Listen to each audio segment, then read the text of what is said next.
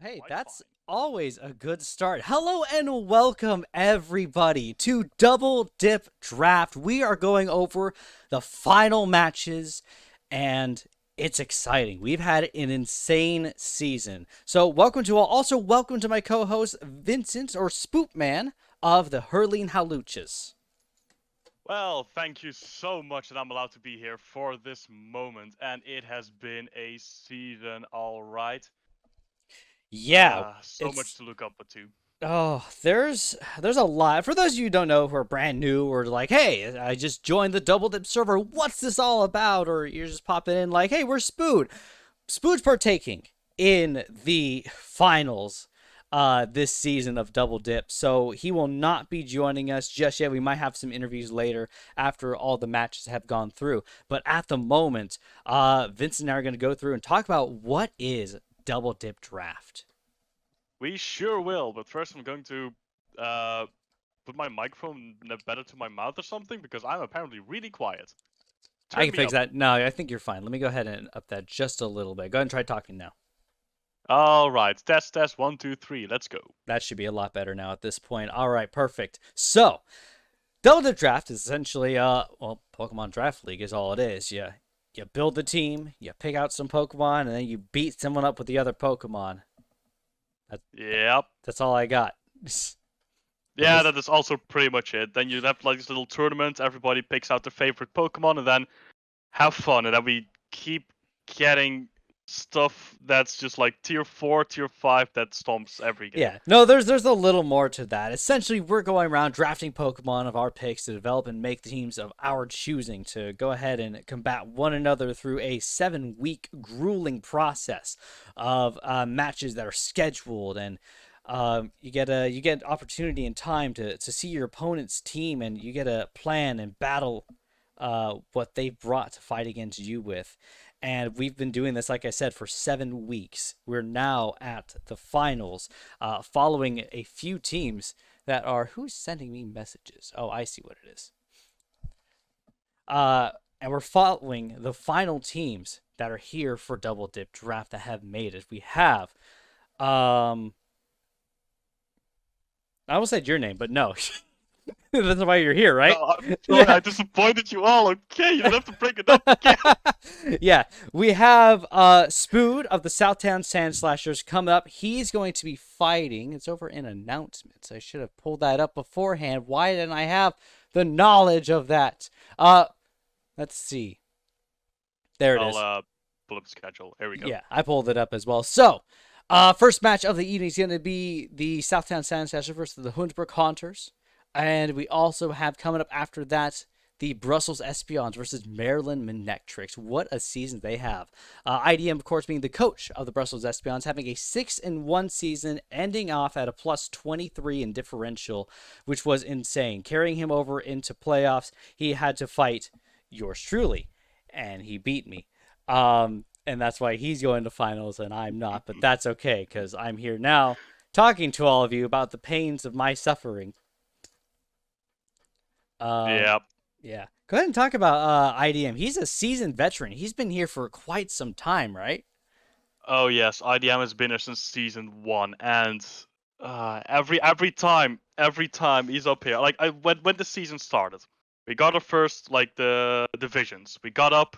I looked at it. I saw IDM not in my division, and my heart was just like, oh my god, thank hell, all oblivion. He is like it's always a miracle if he doesn't just 7-0 the season. Mm-hmm.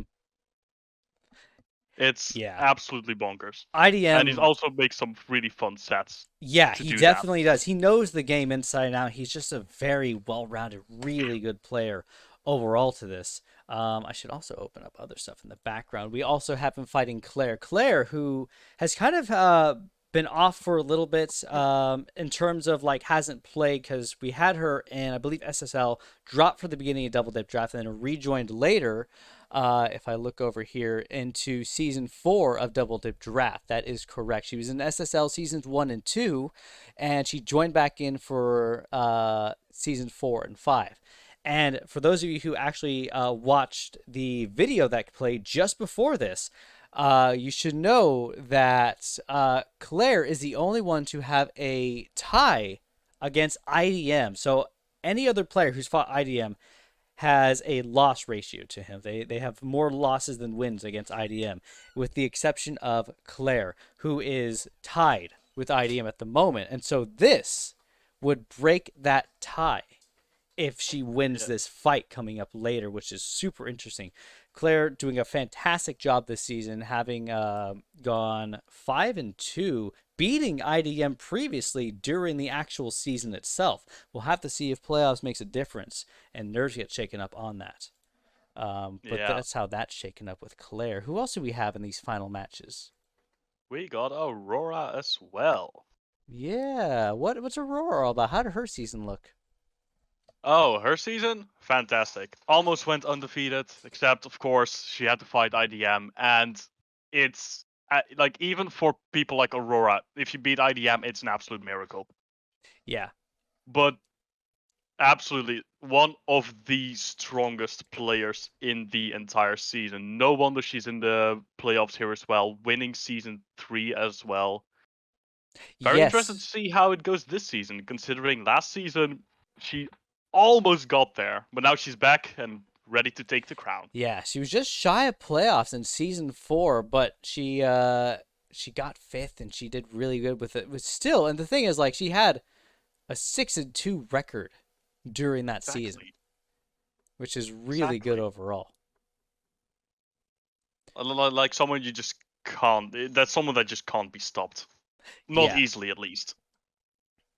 and of course, our last player that we're going to be watching later is Spood, coach of the Southtown Sandslashers, who has had a very good season as well, going out of 5-3 at +12 this time around, and looking really strong, having pulled a victory above Scoot, another very seasoned, very good player in the league. Scoots usually always makes it to playoffs, and last season actually was the grand champion and pulled off the victory. This season, though, Scoots has gotten out early. We will actually see Scoots a little later during the live stream itself. But Exactly. Cody has an interesting fight coming up against Aurora, which he'd previously lost in the season, but we'll see how that goes.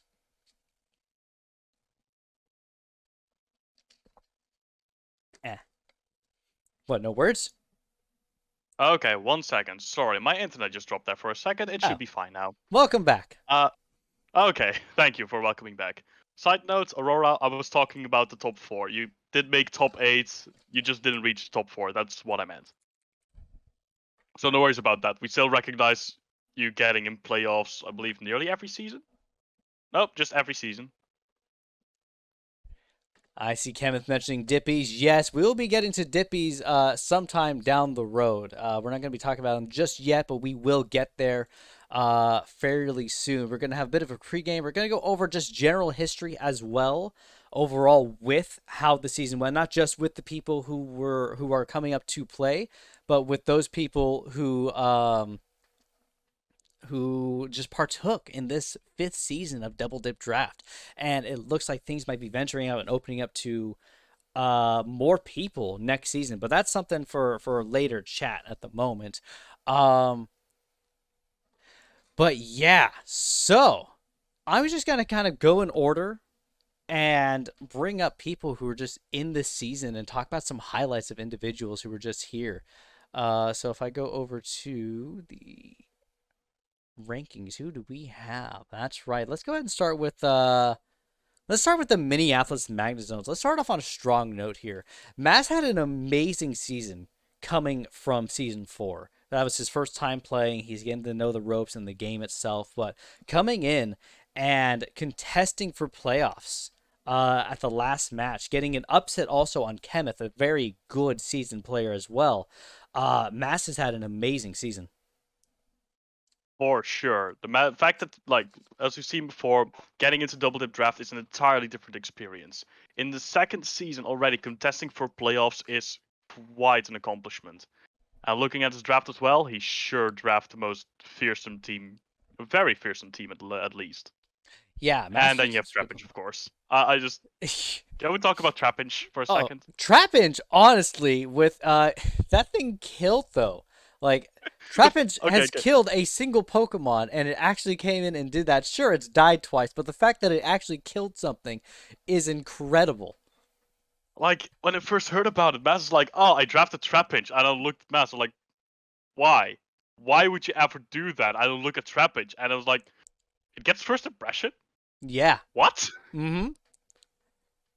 And And yeah, yeah. that hurts. Yeah, it really does. And Mass has some other really good Pokemon he drafted this time around, with Celesteela being insane and very good.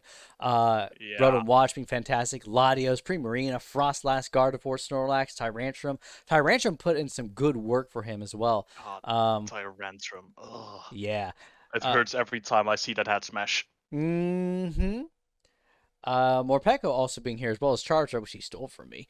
Uh, Putting that out there for a second. Yeah, but thank you so much, Mass, for joining us this season of Double Dip, and I look forward to seeing what you bring to the table in season 6, because I imagine you're probably gonna be a little more well versed at that point, and it you got to watch out for Mass next season. I feel like Absolutely. he's hungry for that playoff spot, and I know he is. He will take that spot, Yeah. and he will take it right under your nose Oh, with Trapinch. absolutely. Uh, Speaking of, I don't know. I was gonna say, speaking of taking it from under your nose, actually, sure, why not? We have Dalvazar of the Cincinnati Cyndaquils. Don't know if he's here in chat watching or anything like that. Dalvazar jumping into the middle of the season, taking over for Remedy's team for the Drock Dugongs, in which he renamed his team to the Cincinnati Cyndaquils, taking up some new Pokemon, drafting a Sun team that was very fun, taking advantage of Yeah, Venusaur and Leafeon, who were not drafted previously. Um, exactly. and he got his first win on his first match against Sky, and I think he brought a lot of um, gumption to the table, I guess is the word I want to use. I'm not too sure. He shows a really good knowledge of the game and like how to play. And I feel like if he wasn't dropped in the middle of the season, I think he could have done a lot better with his differential and with the battles that we had. Absolutely. When Because he came in hard. yeah, and the He problem swapped out a was, few months. Yeah. sorry, go ahead. Yeah, he swapped out a few months, started for the Sun team. Something that I was skeptical at first, but then he showed it off, and I was like, oh, Yeah, now and hold one on, of the other this is things, terrifying. yeah, one of the other things that Dom struggled with was, of course, he got free agents. However, a lot of Pokemon that were available from the beginning weren't available to him. He had to work with what he had, and it's something where he put up a good fight against IDM, going 0-3 on his first match ever against IDM, which I think says a lot about his capabilities. Um, and not only that, the last fights that Dom had to fight were Sky, IDM, Aurora, and another new player, Black Captain, who we'll get to in just a second. But the latter half of Dom's season was stacked against him when he came in. And I think he did a really good job. Absolutely, absolutely. He may not have won all of those, but he damn sure put up a fight. Yeah. Like I've talked to multiple people that have been fighting him, and they were stressed on this matchup. They knew what they were fighting. They didn't hold back, and Dom surely didn't as well. Mm-hmm. Yeah. And I mentioned Black Captain a little bit ago. Let's go ahead and talk about the Martian Mantines. And what a fun team, by the way. The only space team we have so far that have come down and joined in the double dip draft. Not only that, he drafted 3 weather cores. We mentioned sun, and Black Captain does have sun, but we also, of course, had rain and sand all on one team. Like the moment I saw this, I'm like, you are a madman. Yet also, why am I so terrified of this? Because not only is it triple weather, having a good sand core with Tyranitar and Stoutland getting Sand Rush, Yeah, the Sandvale. Yancy being tanky with it. Yeah, Sandvale, It not has a rain Sandrush. core. Yeah, huh? Sandvale, I believe it is. Not Sandrush. No, Stoutland gets Sand Rush. Oh, it's a double Sandrush. the Okay, speed no, in you're sand. right. Sorry, I don't know. It's Sand Rush, and Yep, with the no, you're base right. 110 attack, that hurts. Yes. The Yancy being extra tanky in there, the Rain Core with Politude and Barraskewda outspeeding literally everything. Yep. And then you have, of course, the Sun Core of Torkoal, single-handedly Eruption, hits like a truck, but also having Executor Yeah. to make use of that. And not only And that, of course, Tornadus Incarnate gets Weather Ball with some really yeah, high of special course. attack. Of course. 111 speed, 125 special attack, having it be rock, having it be fire, having it be water, having it be anything that's necessary at that moment is essential. And we round things out with Kofagrigas, which had a really fun set against IDM and was one of the things voted on for nominee. But we'll get to that later. We'll talk about all that stuff. Absolutely. And there's a fun Absolutely. video we have that'll come up a little later for that. So, Fun Team, Black Captain, thank you so much for joining us this season of Double Dip Draft. We look forward to having you next season, and it's going to be insane. I'm very excited overall for season 6. Who else do we have in this list to talk about that's new? You know who's new is the Dallas Douglas with Nihilus5, who I've seen in the comments here just a bit ago. Nihilus, thank you so much for joining this season. Way to pull it through and jump in and get almost qualified for playoffs based on, someone else's differential and everything like that. You could have gotten in. It was just dependent on another player, which also happened last season of Double Dip Draft with me, actually. Yeah, it's ridiculous that this just happened twice in a row, where somewhere someone could make playoffs if a different match ends up in a specific way. Yeah. Not only that, he drafted some really fun Pokemon. Doublade, something you had last year, I believe, actually, right? Yeah, Doublade it was a quality pick for me last season. It was so strong because it can take a hit as 150 base defense, and it can run Eviolite, and it can also Sword Dance priority with on 10 base attack. Steel Ghost being a prime typing combination to stank with. Yeah, absolutely. And even if you have set up like a Trick Room, 35 base speed. Mm-hmm. That's all you need. That is all you need. Rounding out with Real Rooms are Aura, doing fantastic for him this season. Running that Grassy Surge, Grassy Glide to mess with a lot of opponents. Weezing Galar putting in a lot of work, as well as Vikavolt doing a good job for his team. Absolutely. And I think it is a fantastic job you did for your first season, Nyla. So thank you so much for joining us. And I look forward to seeing you in season 6 if you come in for that. Who else do we have to talk about? You know who else we have to talk about is a returner from quite some time ago. I don't remember when he was last here at the moment, but Love and Sky coming into season 5 of Double Dip Draft. I think he might have been here for season 2. I might be wrong on that, so don't quote me on that. Going to check right there. I believe I saw him in season 3. That might be the case. I'm not 100% sure. Yeah, season 3 was the last time and also the first time he participated. Yes.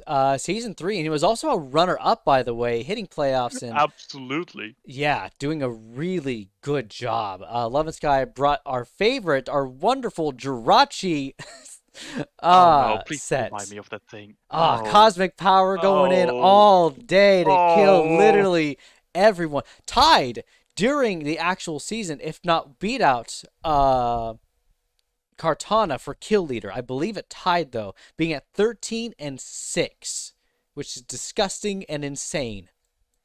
It's absolutely disgusting. Currently, it stands at 4th place, but it's only 3 kills away for 1st place. Yeah, and the thing is that you have to remember, that was from the actual season. Aurora's played since then with Kartana during playoffs. So during the season, I believe it was kill leader. Wait, that's also counted in here? Yes, I believe so. Oh. I think so. Don't quote me on that. Oh, I thought then it could be kill leader. Yeah. Well then. Yeah. Either way, Love and Sky, way to bring in Pikachu again, one of your favorite Pokemon, and having it do some damage. That's about it, though. Just did some damage. I don't think I got a kill this season, but that's okay. Your Jirachi did all the work for you. Absolutely. And as well as that Jirachi's Como. All Nihilus really needs, honestly. Yeah, that's really true. Like, next time I'm just going to draft Jirachi, and the rest is just going to be Regenerator, Cleric, stuff like that. Just Jirachi. All I need. Yeah, it might be an all-out brawl to see who grabs Jirachi next season. We'll have to Absolutely. We'll have to see how that goes. Um, we also have Woody of the Schaumburg Salamanders coming in.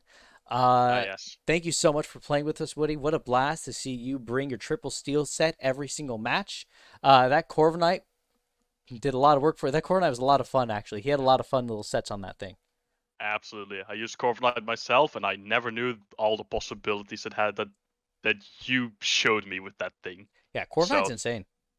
absolutely. Also drafting Doug Trio, which is pretty crazy. Arena Trap and just 120 base speed and 100 base attack is all you need sometimes to knock some stuff out. Um, Like, I still wonder why we allow Reed Trap in the first place. It made Trapinch work. yeah. And Trio's a tier 2 due to Arena Trap. It's a really good ability. It's if you don't have Levitate, Air Balloon, or a Flying type, congratulations. You're just out of it. Mm-hmm. You can't switch out. Yeah. Very tough. But thank you so much, Woody, for joining us this season. I look forward to seeing you in season 6, most likely. Um, what else do we have going on here? Do you want to talk about the Nevada Ninetales? Talk Ah, about yes, Skittles' Skittles. team. Yeah. Skittles is one of those people that drafts the most terrifying drafts, in my opinion. Like, I'm gonna be honest, the most stressed I was for Skittles. Mm-hmm. Because everything about this is not okay. Ferrothorn, absolute tank. Blissey, absolute tank. Magnezone, absolute tank. Slowking, absolute tank. Araquanid, absolute tank. But they all have one thing in common, except for Blissey, maybe. They hit like a tank as well. Yeah. So there is no in between. So you're thinking like, oh, I could just outspeed everything, and then he brings Cobalion in, which Yep. is 108 speed. Yep. 108 Yeah, base not speed. happening. Yeah. Bravier is also there to dish out strong attacks. Jellison's there for more defense. Oddno's there for more clerics and defense. Dustnor's there for Absolutely. attacks and defense. And Mr. Mime put in a lot of work this season, where he would just throw a scarf on that and he got a kill with it, and it was really cool. Absolutely. And the best part of it all, the amount of Trick Room users. Yes. Just that one Trick Room can end the game. Yeah. Uh, But yeah, but we'll have to see. yeah, we'll have to see what he brings next season. I'm looking forward to it because Skittles, you're right, always has some fun drafts. Thank you so much, Absolutely. Skittles, for joining us this season. And I'm excited to see what you bring in the next one. We also have Firebolt down over here as well, and the Minnesota Magic Carps on his team. Firebolt is a pretty seasoned player, does pretty well. Had a bit of a rough season this time around, but that's all right. He brought a lot of fun to the matches he was in. Absolutely. Absolutely. Yeah, what's he got going here Fireball's for a been a team? star player. Yeah, For the most part, because he brought Garchomp, and well, normally Garchomp is already overpowered Pokemon, being banned to Ubers in like Gen 4 and Gen 5. Brought it in as a Tier 1, and you're thinking like, okay, I can hit it, and you hitting it with a 100% move, an Ice Beam or something, and then it misses. And then you sit there contemplating, oh, it has Sand Veil. And then everything suddenly has Focus Blast accuracy. yeah. It's And then even amazing. then, Comfy put in a lot of work for him this season. Doing a Yeah, good job. Triage is absolutely. insane. Absolutely. Like, it's comfy itself. But like last season, it was tier 5, I believe. We immediately stoop it to tier 4. If you don't have like a steel or poison type or a fire type, okay, that's already 3 types. But if you don't have like a strong of one of the 3 types in your team, Comfy can just go in and sweep. There's nothing you can do about it. It can freely set up, heal up with its moves, and of course having +3 priority. Mm-hmm. Yeah. Not only that, he's got Drapion, which has done some good work for him. Duraludon, Absolutely. yeah, is insane. But Fireball, thank you so much for playing this season, for joining us for Double Dip Draft, and I look forward to seeing what you bring in the next season. Absolutely. We all are. Mm-hmm. We got a couple more players to technically talk about. Nick's here in the chat. Hello, Nick. Welcome to Double Dip Draft. Hope you're doing well today. Hi, Nick. Um, I mean, there's you and I to talk about, but why would we talk about ourselves? Yeah, let's not go about that. We everyone saw how we tried, and we'll just Scoots. It's a Scoots is a wait, no, Scoots is seasoned veteran. I mean, he's good to exactly. be here to talk as well. He's a seasoned veteran. He's very good at the game. He did a really good job this season. Uh, Absolutely. and he made it to playoffs, of course, and going 6-1, being first in the Crown Division, or as Cody calls it, the Clown Division. Ah! Yeah, we'll get Oh, him back next season. yeah. There's next We'll season. show him who's the clown. Well, we're gonna have different season names next time around. Those won't be announced until we get closer to the season 6, but we'll have different names for that. Oh yeah, Um, fair enough. which will be pretty fun and exciting. Kenneth, I see you bringing up the squirrel there because your team was fantastic this year. Your Greedent was insane. Yeah, like why? Why is that thing currently on the active kill leader season kill leader leaderboard? Going, Why? yeah, 8-2. Not only that, he has two like Kenneth of the Ne'er-do-well Kings did make it to playoffs, lost out in the match against Aurora, but it was a tough match. And if you look at his Pokemon, he has his Greedent at 8-2. He has his Surfetch at 8-2. His Seismitoad at 9-2. His what is this up over here? I believe his Nidoking is also at like a high differential as well. Um, Absolutely. and he just had a really good season, doing a great job, coming in and showing people who's boss. Following up from season 4, where he was also the runner up and just having a good season. Thank you so much, Kevin, for joining us and playing with us. This is Socks and Shoes Division. I see that over there, Cody. Socks and shoes division. Oh my god. Maybe- We're hopefully going to get. No, Aurora, please, no, get the filth out of here. That's more like it, Claire. I suppose. Anyways, aside from talking about divisions, we have something else to, of course, show, have fun with. What are you talking about? Of course, what we all voted for. Well, we have to wait just a little bit for that. We have matches coming up here in about 30 minutes, so we still got to fill that runtime. The video is only 2 minutes long. Although Oh, I mean, well, we could talk about other stuff. I mean, we could talk about other stuff, but I mean, I'm trying to think now. Like the active season kill leaderboard being stupid. That's okay. I want to go around that one for a minute because we still Yeah, need to go fill ahead and do time that. anyway. Actually, yeah, we'll go over kill So- leaderboard, then I'll put on the video, and then we'll be good to go. Then, because we can also talk about the Dippies and the stuff that came up in there. Exactly. So go ahead and bring up the kill leaderboard. Let's start with rank 1. Kartana of the Hoensbroek Hunters. It's a no-brainer. Kartana was again 181 base attack with a 109 speed, having a built-in Moxie. Please, if that thing goes in even with most likely a Scarf, it kills. You need a very specific tank to counter that, or else it just destroys. And in the hands of one of the most fearsome people in the draft league, Aurora, it got kill leader with 16 kills. Yeah. Scoot talking about Feeny in the chat. Yes. We'll get there, Scoots. Second place, and Ear starts madness already. Well, actually, tied second place. Both Tapus, Tapu Fini and Tapu Koko. Tapu Fini from Scoots and Tapu Koko from IDM. Tapu Koko, also understandable. It's a really fast offensive threat, but can also do a lot of things of U-turning. And then you have Tapu Fini. Yeah. And it's a cleric-like tank that... Why does it have 13 kills? Who allowed this?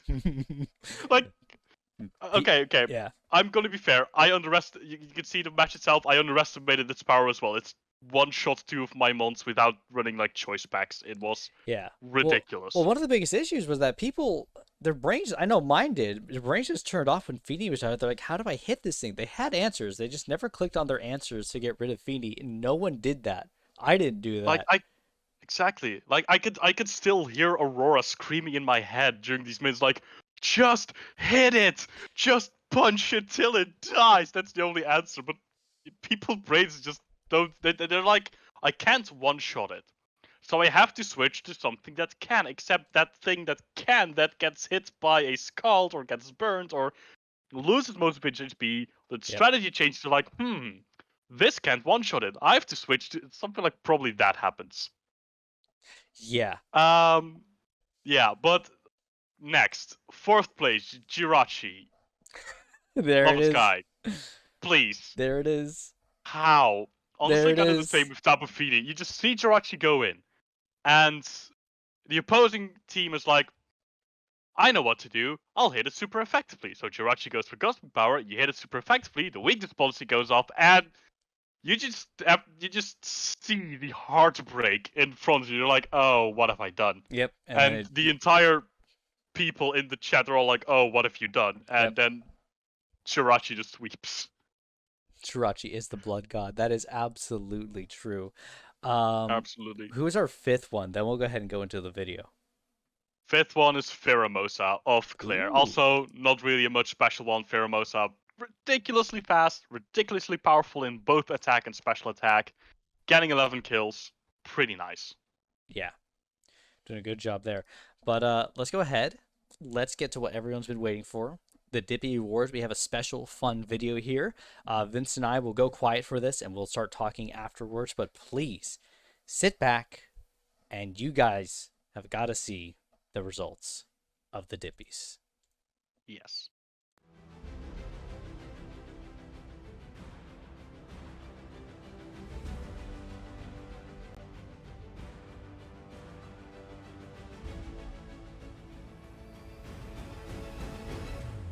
Hello and welcome to the 2nd seasonal Dippy Awards. I am your host, Doodle, and I will be introducing the nominees for the 4 Dippy categories.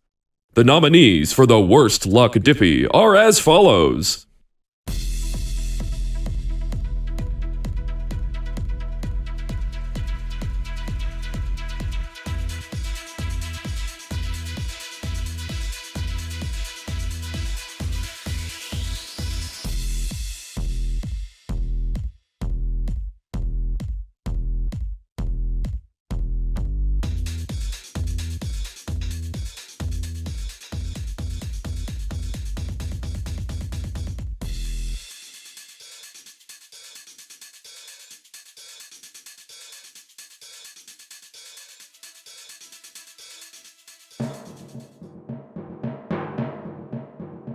And the winner of the Worst Luck Dippy with 72% of the vote is... Spood, coach of the Southtown Sandslashers. The nominees for the Best Coach Dippy are as follows.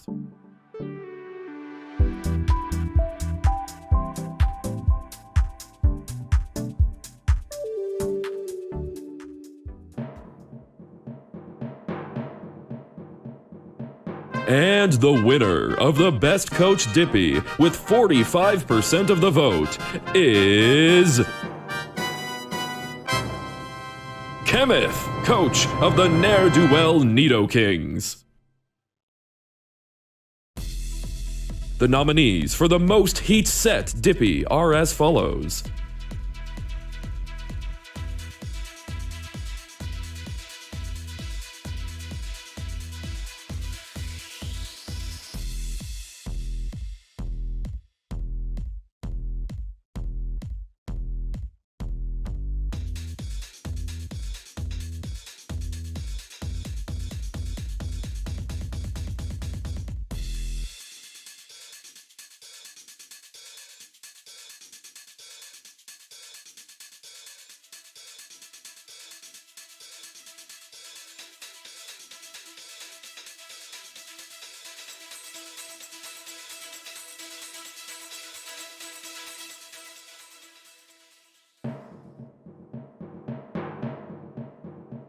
And the winner of the Most Heat Set Dippy with 54% of the vote is... Cabral, coach of the Hash-Slinging Egg Slashers. The nominees for the Biggest Upset Dippy are as follows.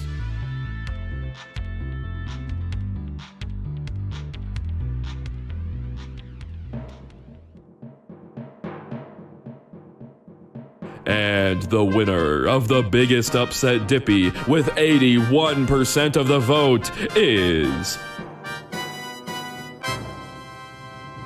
Mass, coach of the Minneapolis Magnazones. Congratulations to all of our Dippy Award winners. This season was a gauntlet and you should all be proud of your performance. Spood will be in touch for your shipping information to send your Dippies out shortly. And now, without further ado, it is time for the final 4 matches of Double Dip Draft Season 5!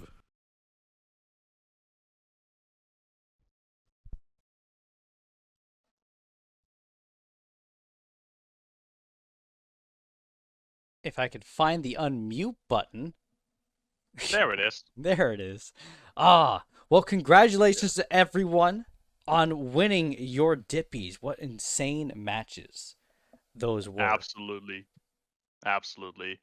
Very much congratulations. Those were some really interesting matches we've seen there. Some really bad luck at some parts, and of course, the best coach award.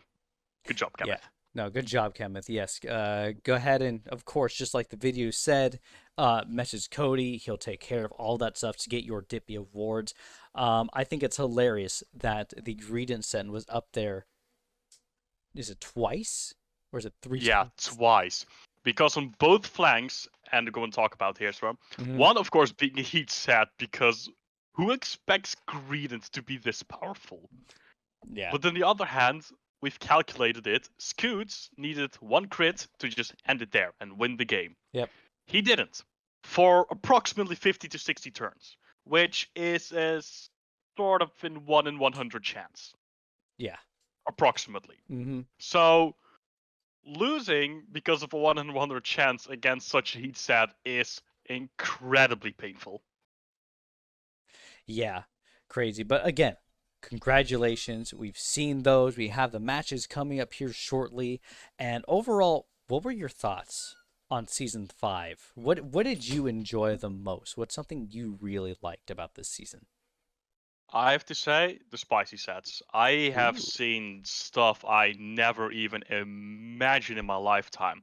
So Mhm. Root with Adrenaline Orm to counteract the Intimidate, Greed and being a boss, Belly Drum Mag Mortar, Corviknight with the Nasty Plot Hurricane. It was amazing. These are just like the most heat sets. There were a bunch on the sidelines as well. Yeah, there were just a bunch on the sidelines. And again, what I think I really enjoyed most was seeing a lot of the new players come in to join in Double Dip Draft and just be a part of this season, which was really exciting to see a bunch of new players. Me, myself, being fairly new since last season, and we might even see even more new players next season for Double Dip Draft.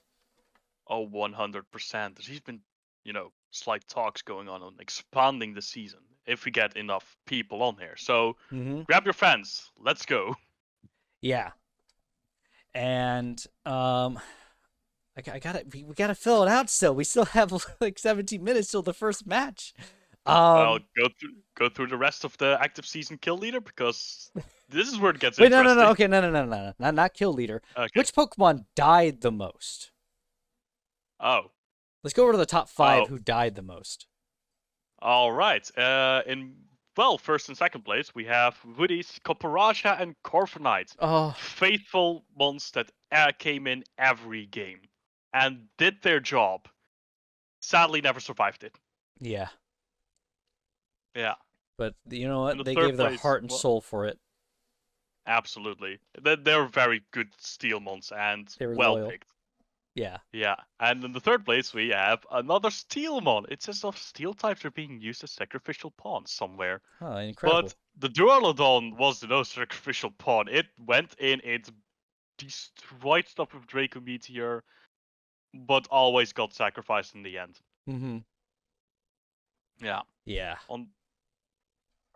Exactly. In fourth place, we have the Ninetales for Dom of the Cincinnati Cyndaquils, Ooh. and also for Remedy, forgot. I guess. Remedy. Yes, Yeah. sorry, Remedy. Ninetales also dying every game. I believe so, yeah. But yeah, if you need to get that sun up, it's bound to happen. Yeah, It Ninetales just can't happens take every too game. many hits before it just keels over. Yeah, exactly. But also something that's there every game because it's so important. Yes.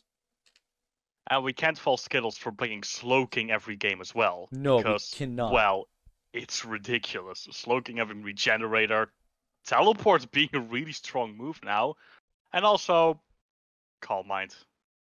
Yeah, Calm Mind's so good. God. Taking out that Volcarona was crazy, by the way. Yeah, I really thought I'd win that until I realized, oh, he attacks first. Yeah. Oh. Well, not Well, not just that. He could take it. Hey, he just has better special defense. He could exactly. just Like deal with that. I honestly thought I would get like 50% and I could heal that back with the Giga Drain. I forget how strong Slowking is sometimes. So, well, that happened. I But like yeah, a, those are the top 5 monsters yeah, that died the most. that's crazy. I like what Aurora said, and she's all like, "Imagine bringing Slowbro and King and Porygon into every single game. Who would have thought?" I mean, Oh no one would ever do that, especially not you, Aurora. no, Never. never It's once. it's as if they are one of the, if not the best tanks in the entire Pokemon game. Yeah. But yeah, we Um. have some very interesting leaderboard here Oh, we for Pokemon. definitely do. Yeah. So next season, what do you want? Is there something that you want to see change, or do you want, like, for instance, would you like to see national decks over the current format? Or is there something you want to see for next season of Double Dip Draft? I'm very interested to see where national decks would take us, because that would also bring back like Mega Pokemon Z moves, right? Potentially, Potentially. potentially, Potentially. but we would get stuff back like Breloom and certain starters that aren't available in Sword and Shield at the moment either. Oh lord. I'm very interested to see, because I just missed the season where those were allowed, and I really want to play a season where we can play with Megas and with Z moves again. Yeah. More Megas, less Z moves. Z moves were occasionally very strong, but I mean, yeah. it would probably have like limitations and stuff like that and everything. So Absolutely, absolutely. I mean, for example, in the Zoomer Rail that's just at 75% HP after a belly drum that's not okay. Absolutely. But and yeah. then Cody also said that some leagues limit or ban both, so they'll have to see and take a look at it. And of course, that's something that's very up in the air. We still don't know what the format's going to look like for next season because we may have more players. We're just not sure yet because there's a lot of people who didn't get in this season who want in next season. I remember Jason, I believe, from the Hartford Honkrows. That just Yes. like was like the same day that that we took registers. It was also completely filled up, like within an hour or two. And yet, just Jason the next day being like, "Wait, it started? Oh no!" And then Yeah. I wanted Jason to be here as well, but It took a total of 3 yeah. days, I believe, to fill out the entire one, but it's first time since season 3 that Cody says he couldn't beat him. So, I mean, Yeah. Um, Well, yeah. Yeah. Anything else really? I'm not too sure if there's really anything else. I'm trying to think. I mean, how much do we need to fill? How much do we need to fill yet? Not too much more. Firebolt should be able to come in here in just a couple of minutes as it is. And Firebolt's going to be joining me for the matches that are coming up. I hope the players are getting ready because we're coming down to the wire to the last 10 minutes before the matches start up for this season. And Yeah. what fight are you looking forward to the most, actually? There we go. I'm gonna be entirely honest. All of them. All But of them. this is why. Mhm. We have really fire people around here. Not only is IDM and Aurora back in here as the strongest players of the entire league, Claire coming in for the top 4 to take her first win, and Spood here from winning season 1 back again to take the 5th season. It's really interesting to see because it can be anyone's game, really. Yeah. Especially since normally you'd assume stuff like, well, IDM will win because he's strong, and Aurora will win because she's strong. But then you have Aurora against Spood, which clash a lot, and there have been like occasionally the other just wins. And then you have IDM versus Claire. IDM might be Superman, but Claire is his kryptonite. Yeah. as we've seen from the record. Yeah, and again, because they are tied right now. And actually, if Claire wins this and takes it home, it'll be her first like gold in the entirety of SSL and DDL as it is. But Exactly. if IDM, Aurora, or Spood make it through, then that's going to be their second win. So it's either someone's first win or either someone's second win of the Yes. entire league. And that's something we look forward to seeing. But Absolutely. but I believe that'll about do it for your time with me here, because we got to get Fireball to come in here in just a second. But thank you so much for joining me, Spoupman. I hope that you have a wonderful day and that you take care. Thanks for joining in Double Dip Draft in itself, by the way, for the 5th season of it. I hope you had a really good time. I had an amazing time. Wish I could have used full Corona a bit more, but I had an amazing time. Yeah. Absolutely. But thank you so much, Vincent. You take care, and I will see you in the chat. All right. See you soon. Hello, welcome Firebolt to Double Dip Draft, to the final matches. Are you excited? I am so excited. Of course, Firebolt here being the coach of the Minnesota Magikarps, coming in to join us for these upcoming 3 matches in the grand finals. Scoots of Dumble Spoot's Army is going to come and join in for the final match and the final send-off of the actual Double Dip here itself. But how was your day? Which match are you most excited for? Honestly, like, I want to see more fights from Claire, because Claire has always been the one that's kind of been like, just like so last season was just barely out of playoff contention. Yes. And this year it was kind of like, you know, is she going to make it in or is she not going to make it in? And she actually did. So I would like to see if now getting into the top 4, if that trend is going to continue. Yeah, we'll have to see. Her first fight's IDM, who she has beaten previously, but I think it's going to be an exciting match regardless on how this goes. And it would be really nice, I think I agree with you, to see Claire take home the gold in this season of Double Dip, because that would ensure that IDM, Aurora, and Spood aren't gloating for next season, you know? Yeah. Yeah.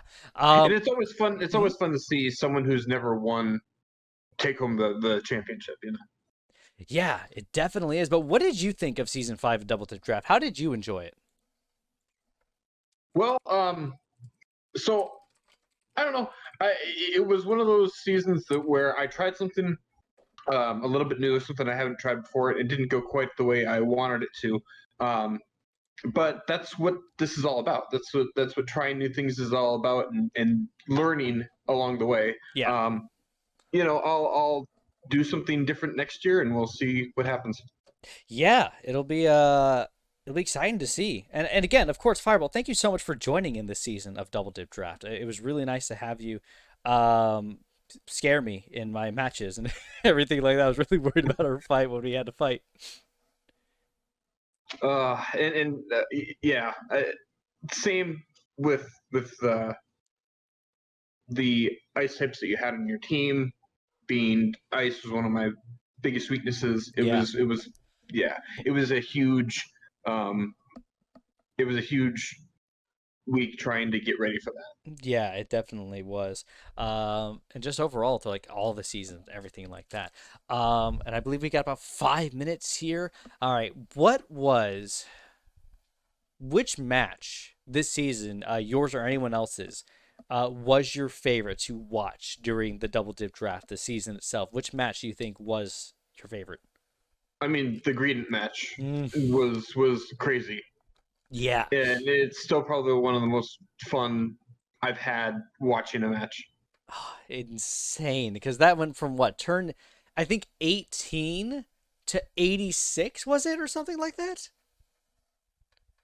Yeah, it was ridiculous. Yeah. Insane match, and we don't have a lot of matches that are like that just carry on for that long, I feel like. Well, and there was several matches this year that went above 100. turns, wasn't there? It might have been over 90. I don't know about 100. I know mine went over 100 though. With Kenneth when I had to, when I was trying to stall him out with Vaporeon, but ended up conceding at that point because I literally couldn't hit his Seismitoad. If that was dead, then circumstance would be different. But that was over 100 turns. The fight with Remedy and Woody lasted for, I believe, near 90. Claire and Woody also lasted for well over 80 or 90 turns. The Chemith fight, of course, lasted that long. And I think there was one other one, but I'm not 100% sure. First match starts in 5 minutes. We just got that confirmation from Cody, by the way. Yep.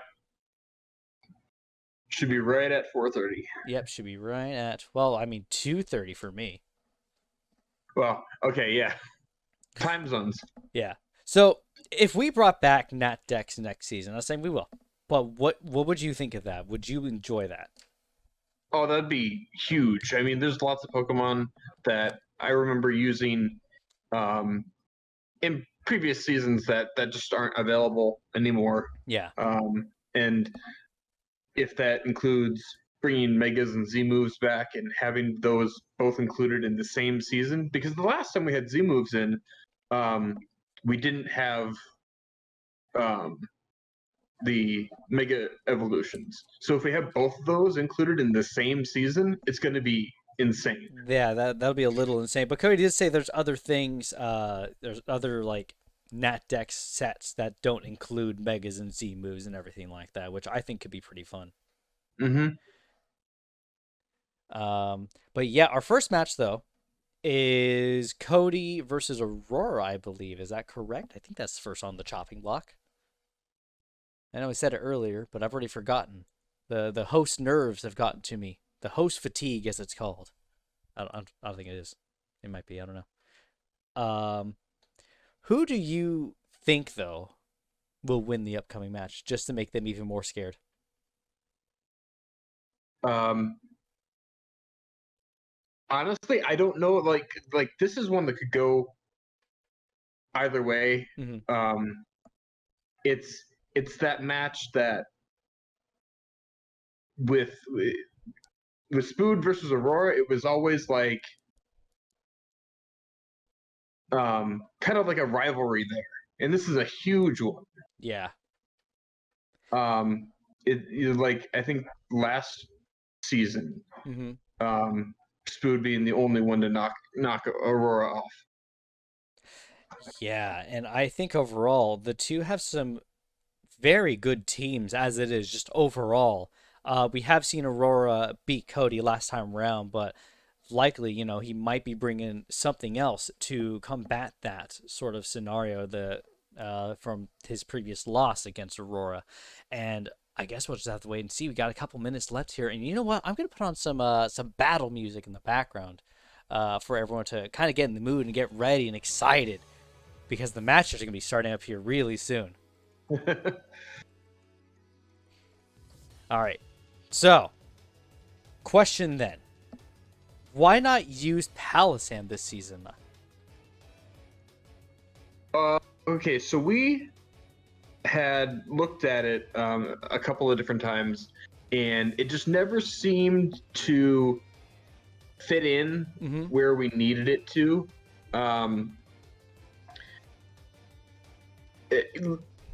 It's got, as far as its special ability goes, it can use water compaction, which in itself is kind of a it's very risky because you have to let yourself get hit by a water type move, which is going to be super effective against you. Yes. And then hope it doesn't kill you, so that you can shore up and stuff like that. It just never seemed to work out very well with the teams that I was playing against. I gotcha.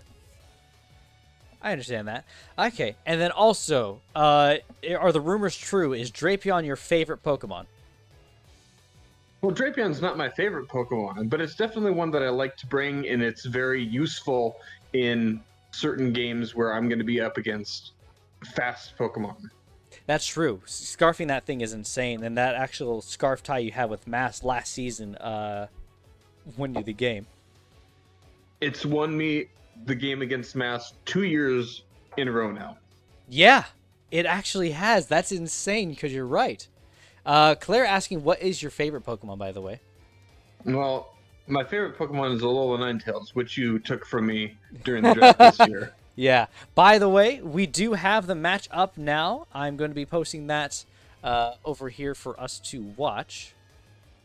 There we go. The fight is currently up, and we're looking at the match right now.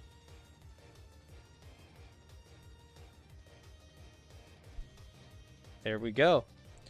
All right. So, Food coming in with kind of a pretty common team that we've seen this season. yeah. I hope, yeah, Cody left the stream. I imagine Aurora left the stream as well, so we should be able to freely say. I do know some of Cody's setup and his plans for this fight. We'll have to see how they play out. Aurora bringing that classic set, with Dedenne being here, probably expecting to see Dragon Energy and Dragon's Maw on Regidrago over there. So the question is, how fast will Scizor get frozen? Ooh. It depends. If she's running an ice move on Blastoise and gets a freeze, Freeze Miser will live up to his name. And that would be incredible. Black Captain saying go Europe in the comments. Sure, you keep believing that. Spoupman also saying go Europe. Oh no. We're outnumbered. So, let's see. What else do we have? We do have Kartana, the current kill leader, which is insane. Gonna do a lot of damage. Cody, though, bringing Boldor over there to be able to get some special... Actually, no, that wouldn't make a difference. Probably Scizor to take hits. Likely, there's no item on it to worry about knockoff. And the match has started. All right. Robin Williams coming out with his mustache, looking fine today, having to deal with the giant fist. So Aurora probably running No Guard, Poltergeist, Dynamic Punch is my guess. Knockoff killing it in one hit. Let's go. Assault Vest, yep, that checks out. Cody getting the first kill.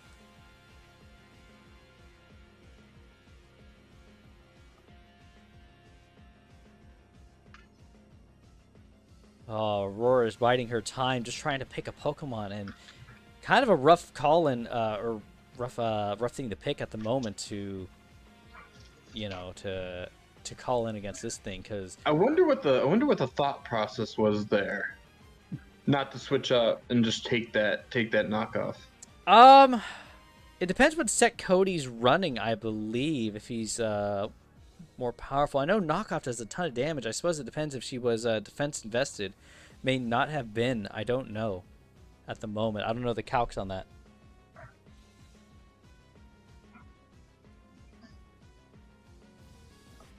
Aurora taking her time, thinking, buying this over, because, you know, this is a big fight, of course. This is going to determine who's going to be making it. Oh yeah, I'm fully expecting them to be calking furiously. Yes. Between moves. Keyboard's going insane. Keys literally flying off the board. Doing that sort of thing. I'm going to put that in the chat because I think it'll be fun. That way everyone knows that I actually did all that myself and they heard the keyboard going, you know? Although I think most people are actually, like, watching the actual stream. Yeah. Ah, my guess, I'm thinking Aurora's either going to go Kartana to... Oh, there it is. Yep. Called it. Scizor comes out, of course, to deal with that. Clicking knockoff. Scizor doesn't take any damage because there's no item on Scizor. Cody said that was part of his strategy because Kartana hurts. Arcanine comes out to intimidate. Just U-turning to be safe. Yeah, the U-turn, yep. Oh, we got a Flame Orb. Yep, got a quick feed Jolteon. Gigalith coming in, setting up a Sandstream. Teleporting away. Okay. Playing a little safe there, Aurora. I see. She now has to pick something coming against this thing. And with Sand Up, its special defense has been buffed. So...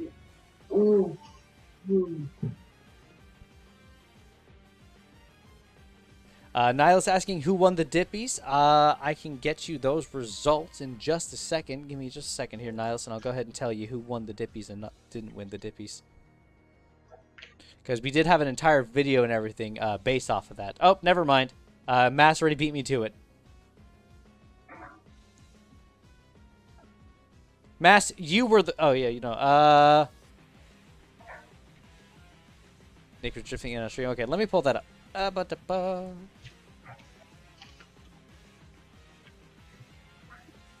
Alright, so. Looking over the winners for the Draft League. Alright, so. Best coach was Kenneth. We had the worst luck go to Spooge Freeze with Scizor. The most heat went to me with my Magmortar. And Mass had the biggest upset winning against Kenneth. That's currently what the Dippies was. And I know that you all beat me to it in chat, but I was already on a roll, you know? Waiting for teleport here. So we have a lot of like switching in and out. I mean, this is usually how things start out until you find kind of like a good matchup. Yeah, absolutely is. And Cody likely having expected this Blastoise. Blastoise coming in, probably bringing Shell Smash is my guess, with some water and ice moves, as well as Earthquake, going straight out for it. An explosion killing Blastoise. Ooh, okay. That means Scizor is free today. Not just yet. Arcanine's still a big worry for Scizor, and it cannot stay in on it. It also does not outspeed Arcanine. Oh, but it's free from ice, though. Oh, absolutely is free from ice. Yeah, it's not going to get frozen today. Unless someone brought something special and we don't know about it. All right. Of course, we do have Jolteon Quick Feet coming in here, likely outspeeding this Moltres unless it is Scarfed. Even then, actually, you know what? I think Quick Feet Jolteon will still be faster. There's no reason at this point for Cody to not click Volt Switch and then go into something to take a hit from Chicken Tender, who's likely running Fiery Wrath and Air Slash, is my guess. Obviously, I don't have the calcs in front of me. Is there any way that Jolteon could one hit? Thunderbolt does a lot of damage. It does a lot of damage. It survives! Oh! All Cody has to do is Volt Switch and get out of there. Yep, there's Dedenne coming in. Balloon set up on it to not take a ground hit. Very interesting. Cody keeping Jolteon alive, popping the balloon, which is not bad. I love the name The Rat, by the way. Claire asking earlier, by the way, if the crit mattered on the explosion. I'm not too sure. I don't think so. It might have, though. I'm not 100% sure on that. Mr. Freeze coming in on the Dedenne. Not really much Aurora can do about this except with Arcanine. Almost definitely switching out here. I don't see... Oh, okay, yeah. With a Volt Switch. Yeah, with the Volt Switch, that checks out. Yeah, that's safe. Yep. Clicking U-turn, killing off Chicken Tender, that checks out. Aurora being put on a back foot here. She still definitely has a chance to win. Do not sleep on Aurora right now. Those 3 Pokemon she has left, Kartana and Arcanine especially, do a lot of work against Cody's team. And that's something to worry about for Cody. So he can't ease up just yet. And things are being whittled down. We know Jolteon only has about 2% of health left. Yes. But at the same time, we do have Tentacruel and Regidrago still fresh and ready for a fight.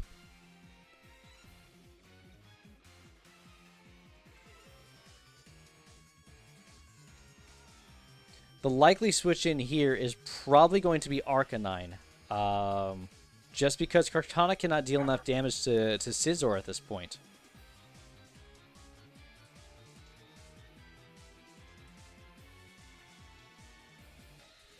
Switching out the Landorus.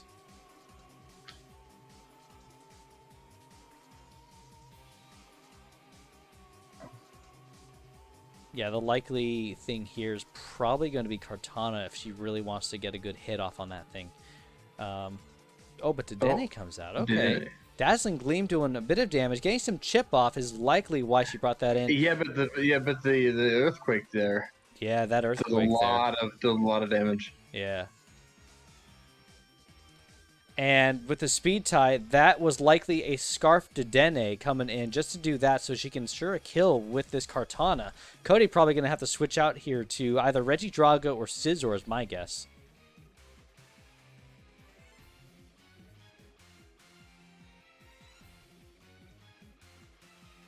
See, Kenneth, you bring up a point of Scarf Drago, maybe winning. However, I know that Drago might, not be running a Scarf.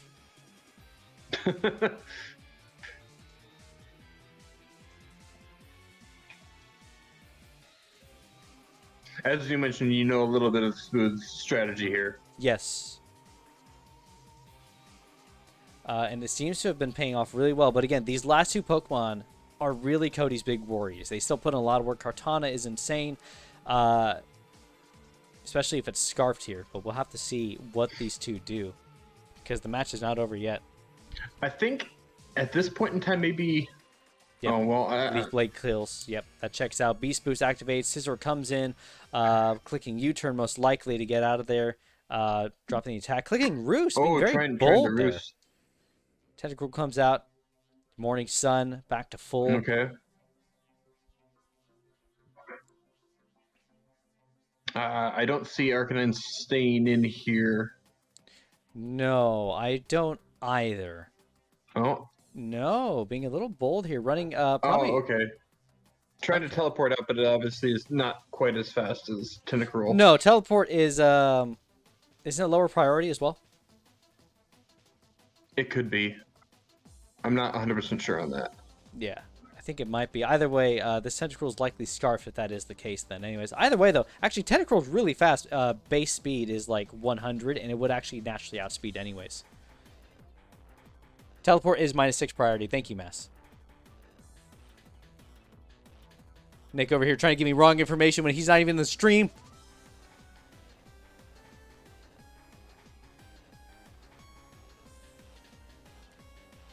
Yep. Killing off Arcanine. At this point, Aurora does not have a lot she can do against this team. Cody clicking Protect to scout to see what it is. It's a knockoff. He's going to switch in the Scizor. And I believe that is game here. Cody can sit on this thing and deal damage back to it. Yep, there it is. And that is game.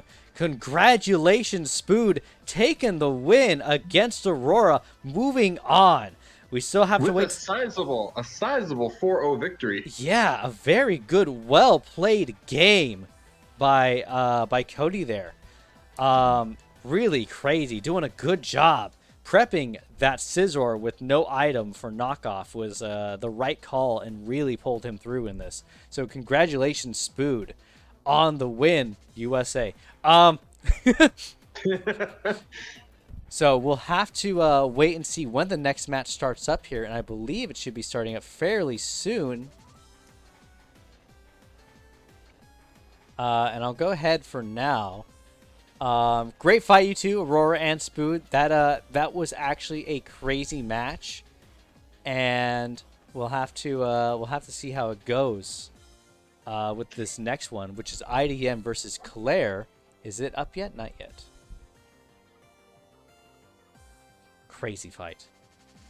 Aurora's like, I have a team of 11 Pokemon that lose to Scizor. Yes, Scizor is insane. Bug Steel, of course, being an insane typing, only weak to fire. That is it. But played well by both players, so we'll have to see now if the Europeans can pull out a victory, because IDM is the last European now, clearing Spood, of course, being both from the U.S. IDM would be the last one here to see what goes on. Claire says IDM is offline, and Claire, you're lying. He's online right over here.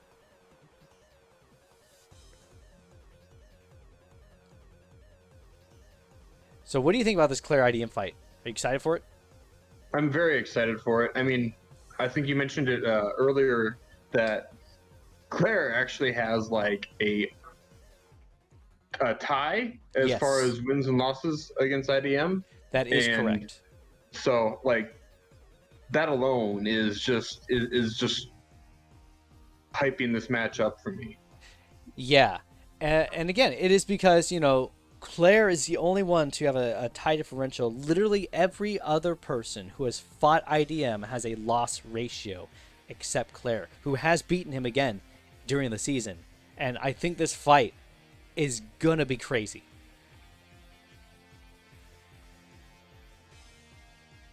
So, let's see. What are you looking forward to in Season 6? I mean, as far as season 6 goes, like, I look forward to the draft every year. It's like, what am I going to pick this year? And if we do national decks, it's going to be a lot of choices that we don't normally have. Yeah. So it's going to be really interesting to see like what's available and what kind of strats people think of. Yeah. I saw some Nyla's talking about in the chat Cody's first win if he makes it all the way. That's not correct. He did win in Double Dip Draft Season 1. That was his first ever gold in the Draft League. And I believe the last time he actually went to playoffs, missing out both in Season 2 and 4, just barely.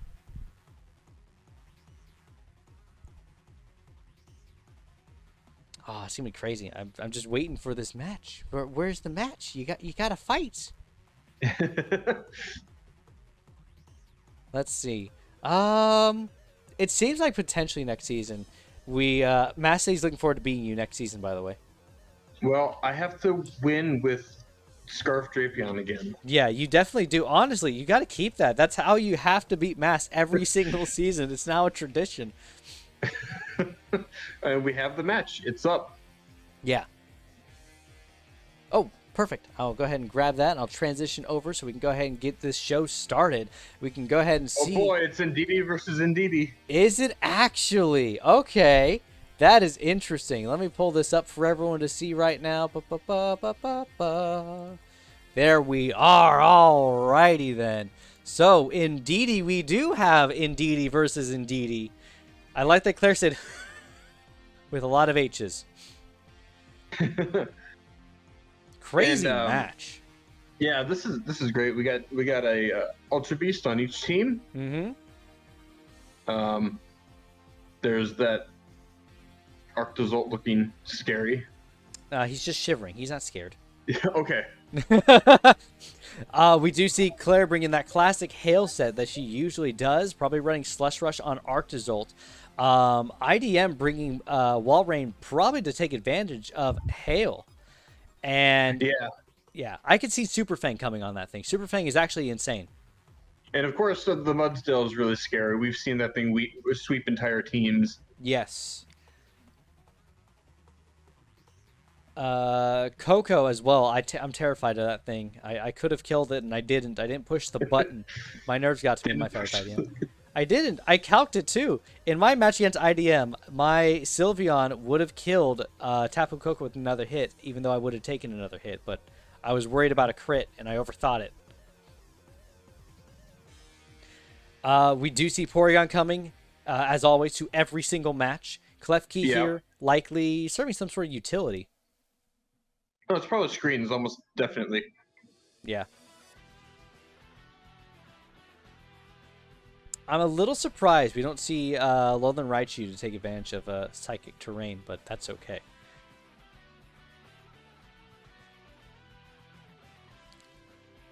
Oh, the combatants are staring each other down by yelling. It's actually really crazy right now. This is always the hardest choice, right? Like, what do you lead? Like, I would like to see the NDDs like come out. That'd be insane. Mirror lead.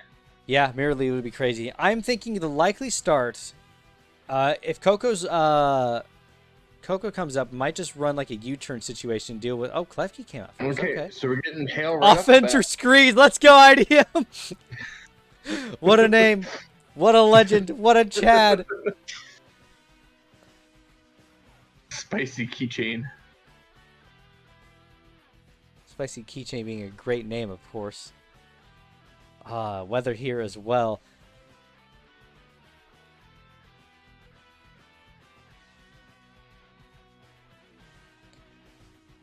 My guess is we're likely going to see Aurora Veil come up here, and then IDM's probably going to set up his own screens, and this is going to be a long-winded battle, is my guess. Yeah, that seems likely. If Klefki is going to put up screens, it'll probably put up both, and I wouldn't be surprised if we see, I don't know, maybe Faramosa coming in to break screens, or Arctozolt just coming in to take advantage of hail. It may not come in to take out screens. Earth Power coming in to hit, though. Of course, Reflect getting up just in time with Prankster. At this point, because like if Faramosa might be Focus Sash, I don't think it is. It's likely whatchamacallit, Scarf to deal with everything. Why does my cat come in here just to... Hey, what are you doing? Came in just to bite the thing that's on the bottom of the door. And then he just wanted out. Like, he would literally let in. He bites the thing on the door because he wants out, and I don't understand him. Ooh, Sigilla coming in, dying to a crit hit. That's... Ooh. Oh, E-Man taking lives. Oh. Claire shouting, Bo. Bo. That is rough. Sigilus was likely there to deal with He-Man, even with the crit definitely mattered, I'm sure, on that. Oh, absolutely. Yeah. I mean, behind Aurora Veil and everything like that, I mean, it should not have killed there, but Yeah. the crit. We're likely going to see Arctozolt come in to attack this thing with Slush Rush potentially, or we could see Porygon come in to deal some toxic stuff.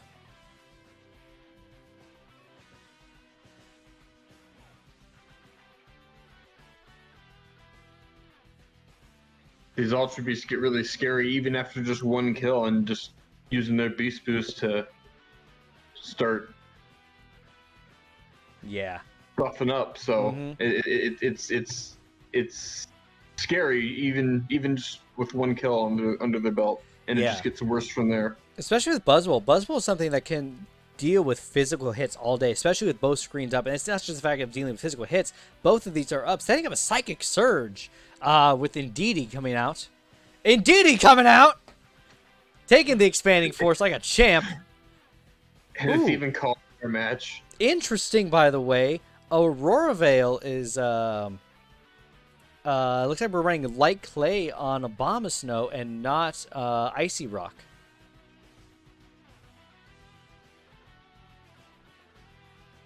So Hail's only going to last 4 turns, but the Aurora Veil is going to last the longest, which is probably ideal. And most likely, there's a Light Clay over on Klefki. Yeah, it looks like it.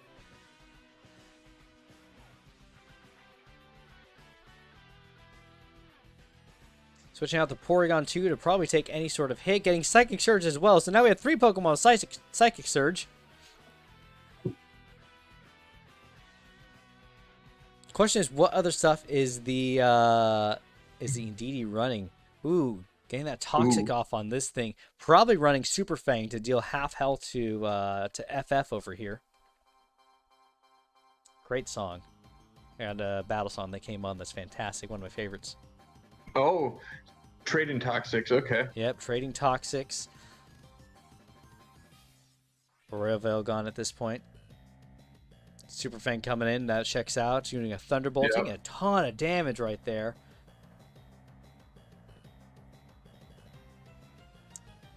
That was also a critical hit on the Thunderbolt, so... It was. It's not going to do as much this time around, most likely. It won't. Getting up a Recover. At this point, though, I think she should probably switch out. I don't know if she's still in chat, though, but they shouldn't be in chat if they're here. Shouldn't be listening to us. So Cuffy comes back out, almost definitely going to put up screens again. Yes, probably going to get that reset. Obama Snow's probably going to come out in tandem with it.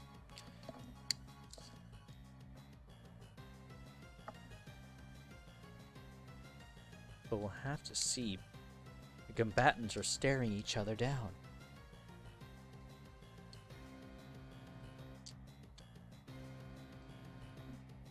Yep, Obama Snow coming in, getting hail. We see Light Screen come up. We're going to see Aurora Veil come up. And then Reflect as well. Yep. We may see Klefki stay. Oh, Thunder Wave. Oh, the first turn pair. That's awful. Rough. She still has an opportunity to get up Aurora Veil, though. There's no real reason like switch out at this point. I feel like there's nothing really in danger here, but that's a bit of hindrance because I believe this thing would have outsped Mudsdale, and that's actually about it. I'm pretty sure it only outspeeds Mudsdale, so now it doesn't. But we still have Arctazol in the back. Yep.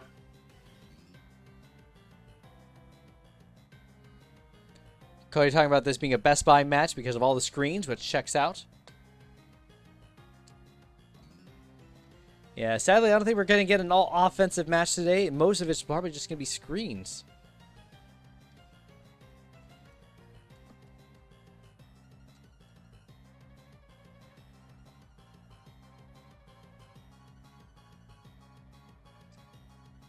Unfortunately, I don't think Claire has any way to get rid of that toxic on Porygon. That's going to actually hinder it. There's a no lot. healers, and I don't think Porygon actually gets anything to remove ailments on itself. So likely the toxicity in the pair is going to be sticking here. It's just a matter of, I believe Claire's the one likely thinking at this point on what she wants to do with how this is turning out.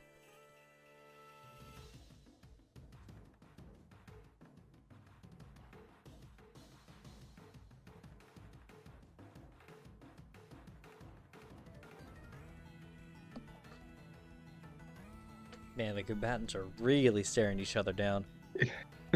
They are eyeing each other warily. Yeah. It flew up into the sky. Why? It exploded. Yeah, because I think there's no reason for Claire not to click Aurora Veil here, and IDM's just going to click Reflect to get everything set up again. The only other thing he could be running on this thing is likely Spikes, and that's my guess as to what it has.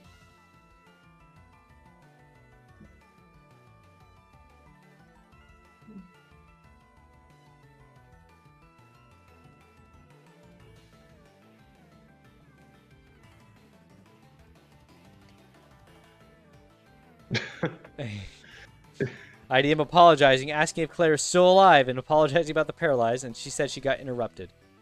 Buzzwole coming out, ooh, on just a light screen alone, which is perfectly fine for Buzzwole. Likely at this point she'll have to switch out to something or just take the hit. Blizzard coming in, not doing a lot of damage. That screen making a big difference. Hail Chip is nice, but at this point, not a lot she can do with Drain Punch, just sapping away health points. Yeah.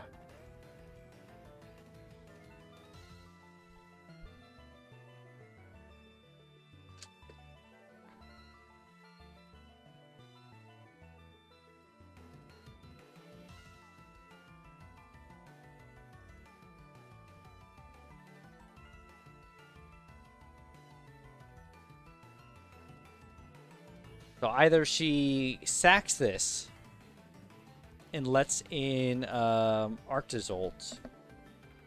She's probably hoping for that crit. She had at this point to switch out if she wants to keep this hail stuff going.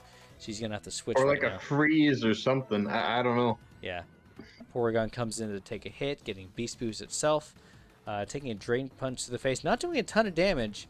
The Aurora Veil making a nice difference there.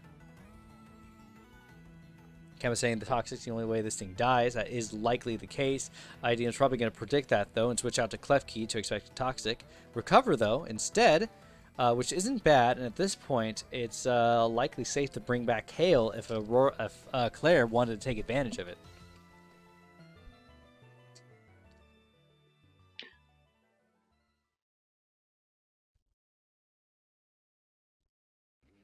So the light screen is about to expire. I would imagine that Cliffy's going to stay out to re-put those screens up. Yep. Takes a bit of damage. Ooh, from special power. defense drop. Now it's within range. IDM's likely going to switch out, though, at this point. He may sack this, but it's definitely in Claire's interest to kill that thing. But, of course, switch out does come. Oh, yes. Like, predicting the buzz wall. Yep. Brings out Ndidi. Yeah. Screens are now gone, sadly, which is really a shame for Claire at this point.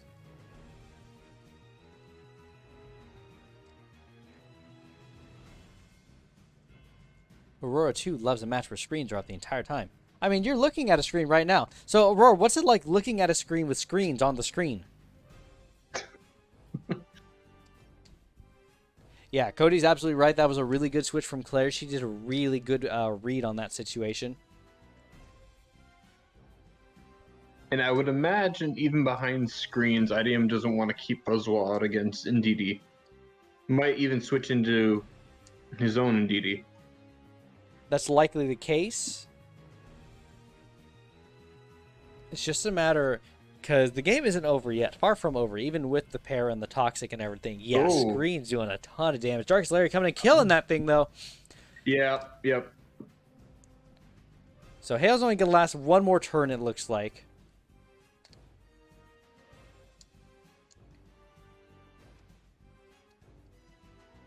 Yeah, Reflect only had one more turn, though. That might have been something where she probably could have switched out to Porygon, taken the hit, and then gone back in.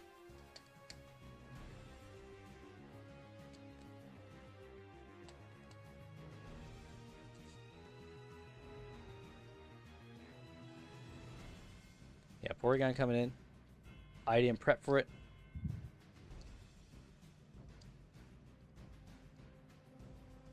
Another Dream Punch doing a ton of damage, giving a ton of health back. Toxic getting off, though. At this point, likely... But you can't even recover here either. Because, no, you can't. There's nothing Claire can so- do, and nothing wants to switch in on Buzzwole. So she probably wants to either get Hail set up or go into Pheromosa. There's Hail. It's probably going to be Hail, sack the Abomasnow, bring in Yep. the Pheromosa. No, likely right here we're going to see Arctozolt come in. Or Arctozolt, to take advantage of the Hail, yeah. Yes. IDM still having 6 Pokemon. We'll see how long that lasts for. Arctozolt does a lot of work still. Abomasnow being gone, though, really limits what she can do with Arctozolt, though.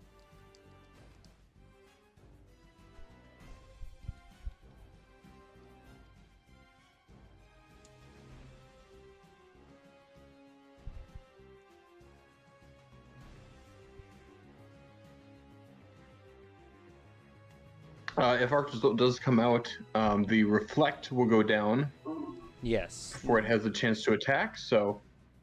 Well, it won't go down just yet. This is the last turn of Reflect, so it'll go down after this turn happens. So Right. she likely needs to be calcing this to see how much damage Arctozolt can do. Likely, IDM's going to be switching out to something else. He may stay in on Buzzwole. Reflect will keep it safe for a while, but it's a matter of time. Ooh, close. Drain Punch killing, though. And that Wow. right there is it's likely game. And that was a critical Blizzard as well. So I mean, like, Yes. it's one of those things where I don't know if there was any possibility there. Yeah. And at this point, Jolene here is likely going to take a hit and probably die from this thing. It is also likely scarfed, I imagine.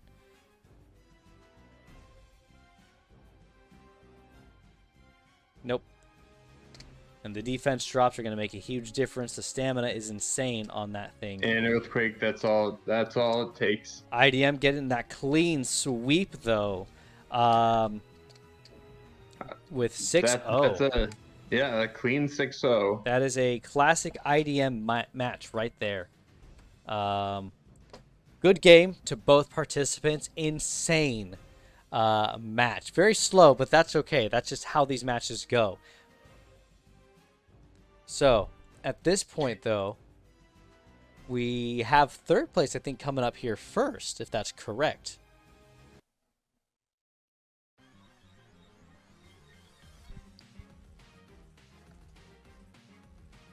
Yeah. That would mean that we got Claire versus Aurora. Yeah, for third place. Yeah, Claire, congrats on making this far. Honestly, welcome back to the chat. It's IDM. He's rough to beat. It's a hard match, and you've made it this far. But you still have one more fight to go. Yeah, you can go immediately. That's perfectly fine if you want to go ahead and do that, or if you want to take a minute, that's also perfectly fine. I'm going to be messaging Scoots here, Fireball. You joined me for the third place match, but Scoots will be coming in here for the final grand finals match. Right. Yep.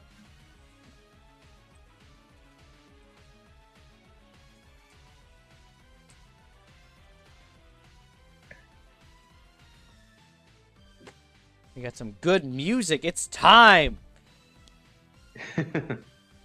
Gotta time it with the music, Aurora and Claire. Alright, and this does mean it is US versus Europe for the grand finals. IDM versus Spoo to see who takes home the gold. Who will please the motherland?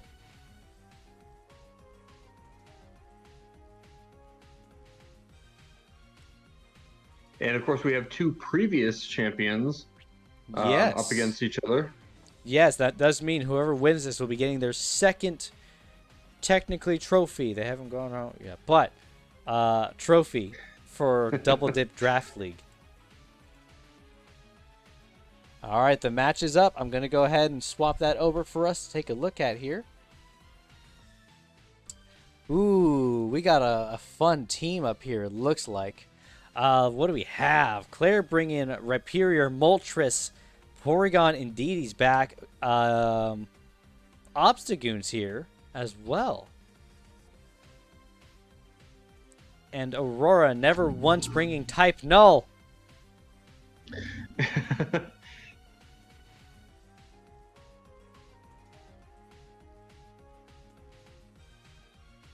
So, Aurora's got the main core there. We're seeing the Arcanine, the Golurk, Blastoise, Yep. and Kartana. We're seeing from Claire the main core of Pheromosa and Didi, and of course Porygon. Yes. But I'm interested in Obstagoon and Moltres. I don't think those have been used a lot this year. No, I don't think so. I do see Lantern down there. Likely Aurora expected Arctozolt and was running Volt Absorb on that thing. That's my guess. It's probably also got Volt Switch on it. Lantern's not incredibly bulky, but it can take a hit or two if needed. Probably can't take a hit from Pheromosa, although I don't know if it gets anything that's really good against it.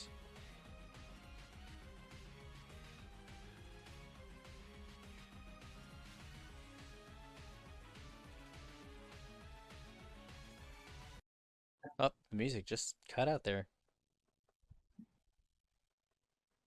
I imagine we might see a Volt Switch right off the bat from Lantern.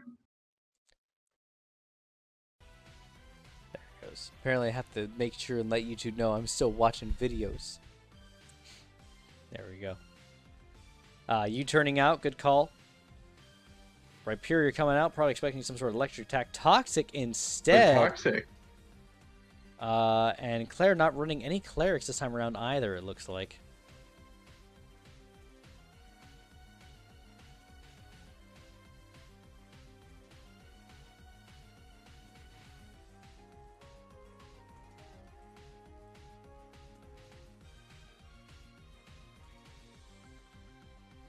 Wow. Scald killing right away.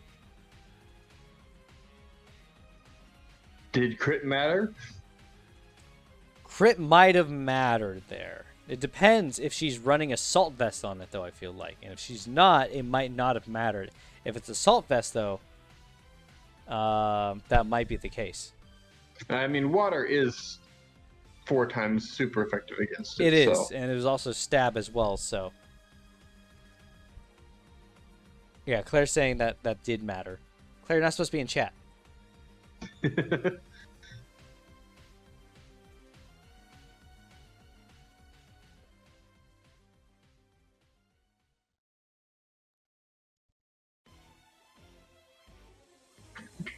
So the question is, what is Claire going to bring out next?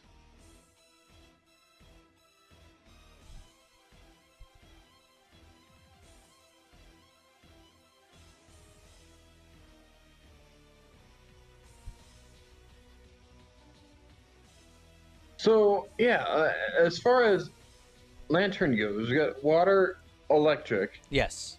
with Voltazord. Yes. What do you run against that? What does Claire have? What does Claire have to deal with this thing? Anything Unless that something's hits got like hard a enough. Giga Drain on it or something like that. Oh, Bomb Snow. Bomb Snow would have actually been a bit of a decent answer against this, but she didn't bring it. She probably didn't expect Lantern to come.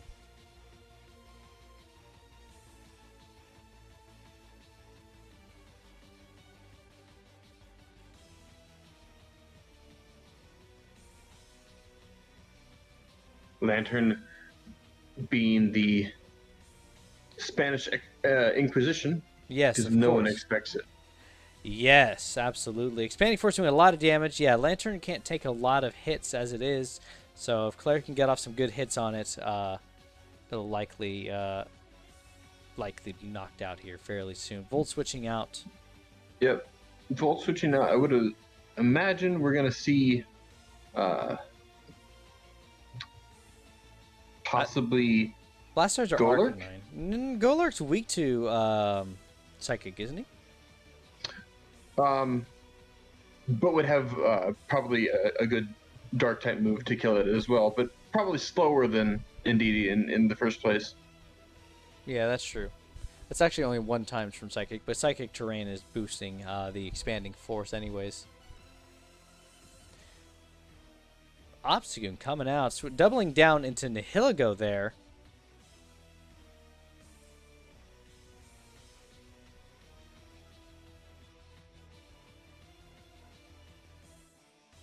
Matt saying we haven't even finished playoffs and he's itching for next season already.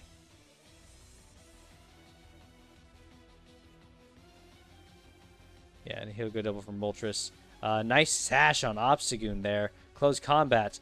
Not doing a ton. It's I wonder if she had like not retaliate. Was it counter? Counter probably would have killed that.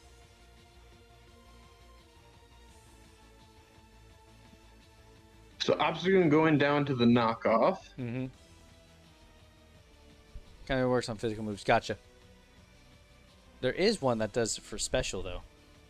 Mirror Coat. Obstagoon doesn't get it. Got it.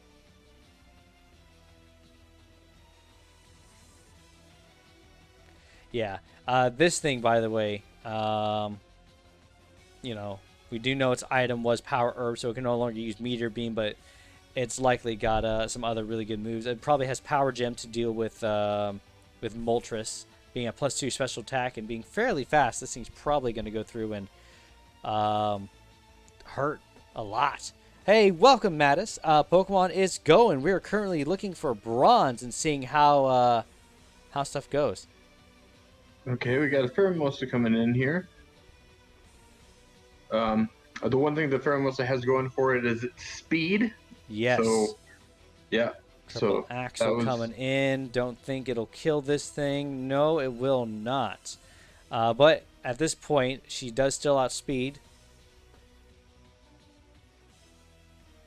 Yep. Arcanine Yeah. coming in, take a hit. Or 3.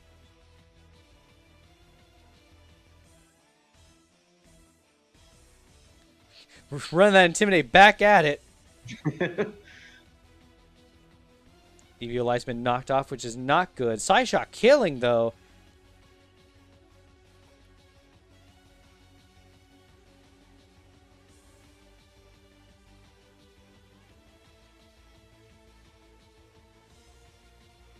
that was probably just a sack move anyway, just to get that Eviolite off. Yes, that's most likely the case at that point. Now we have to deal with the big Golurk here, who is not weak to Psychic, and I was wrong about that. It's weak to Dark and Ghost.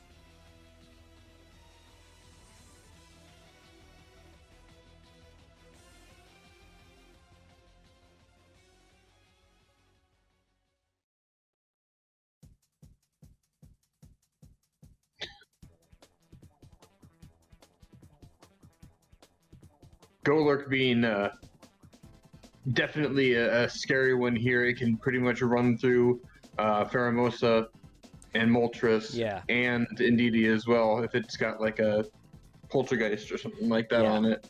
No guard being confirmed right there. We see Dynamic Punch land a hit. Moltres coming out to get tricked on. Iron Ball, and oh! Interesting.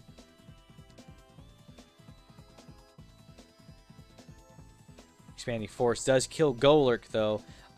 Claire is kind of backed up a little bit at this point, though. But it is 4-3 still. Problem is this Kartana does a lot of work for Aurora, and same with Arcanine still. It's just a matter if she can get this. Mystical Fire would do a lot of damage here with this Indeedee. I don't know if she's running it. But the problem is you have to take a hit from this thing too. But it gets Sacred Sword, which is a fighting move. That'll be neutral, actually. Leaf Blade would probably do more damage because of Stab.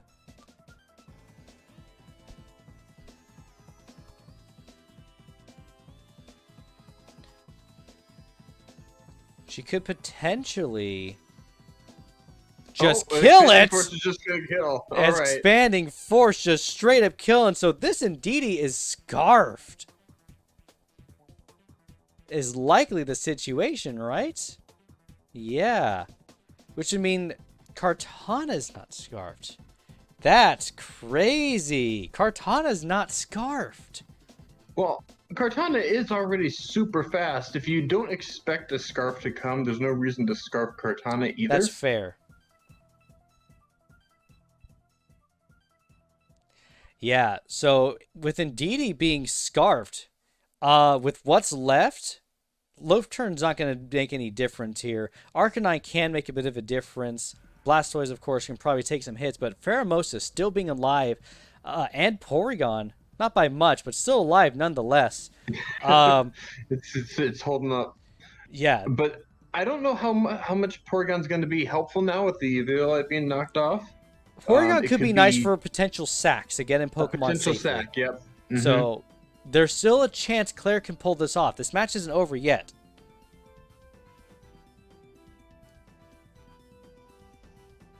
Blastoise coming out. Potential Shell Smash coming up here. Not too sure on that. Claire can still pull it off, though.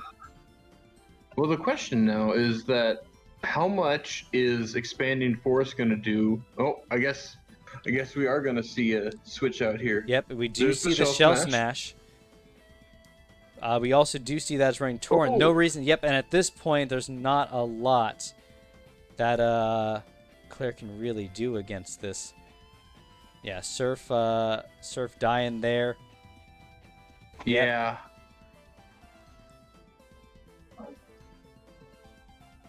And letting the Blastoise set up was likely. Claire could have stayed in and clicked Expanding Force.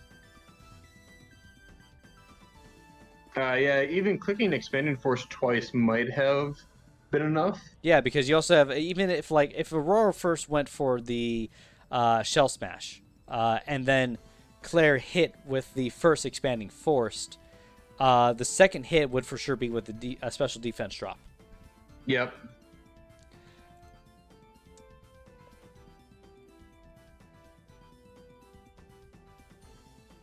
But that puts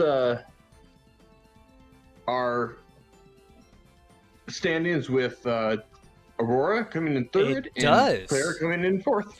Yeah, which crazy matches. Good matches on both your parts there. That Indeedee killing Kartana was insane. Good work, both of you. Honestly, like crazy match. Very exciting. Congratulations on 3rd place, Aurora. Claire, congratulations on 4th. It's crazy. You beat IDM this season, Claire. You made it far. You did really good.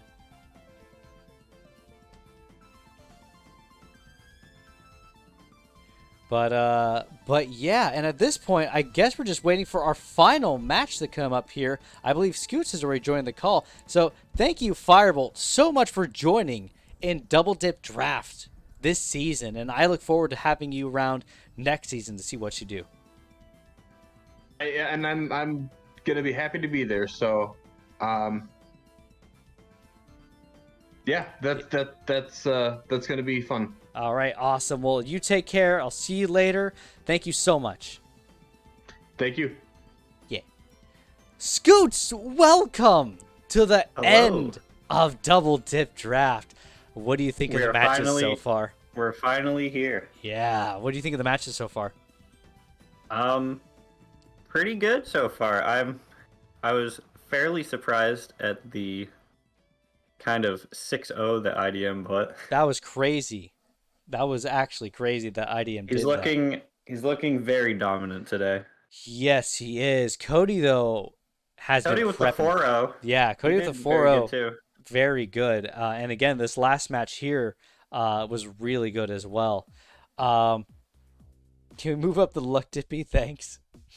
But yeah, and I think it's gonna be crazy. IDM versus Cody, a match we haven't seen. I don't think they fought each other in playoffs at all, have they? They have season 4, right? No, not playoffs. I don't think they've played in playoffs. No, except no. You know what? Maybe season 1. Yes, season 1 they played, I think, right? Was season 1 double elimination? Oh, it might have been. You might be right there. I wasn't here for season 1. Yeah, he knocked Cody out. He said, "Made you a whole chart for this." You did. I'm trying to read the chart right now. Where's the chart? It's in the link in our chat down over here. If you just go and look for Google Docs, you'll see. Oh, I see it. Yeah. Yeah, I know you made me a chart, Cody. I've been trying to read the chart. I've been doing my best. I've been trying. So, what do you think about season 5 overall? What are your thoughts? How did you enjoy it? It's been good. There were only like a couple of upsets in regular season, Mm-hmm. and those games were pretty hype. Yeah. The Mass, was it Mass versus Claire? Kenneth? Or was it? Yeah, it was Mass. Yeah, Mass versus Kenneth, and Claire yeah. beat IDM this season. Yeah, those were like the two biggest ones. Yeah, the Mass beating Kenneth was a huge match that really like bumped him up. I'm pretty sure. Mm-hmm. But yeah. So Cody, when are you doing your final fight? Guess we'll never know at this point. Maybe there was no final fight to begin with. Who's to say? All right, so. Oh, no matter what, we're gonna have our first dual victor. Yeah, that's exciting. IDM and Spood have both won a season before. Yeah. Based on history, I want to say IDM is like the favored outcome here. However, Cody's been playing really well today. Yep. I think Cody's team is very well balanced. Mm-hmm. But IDM can have some tricks up his sleeve. Yeah, a few too many tricks up his sleeve, some might say.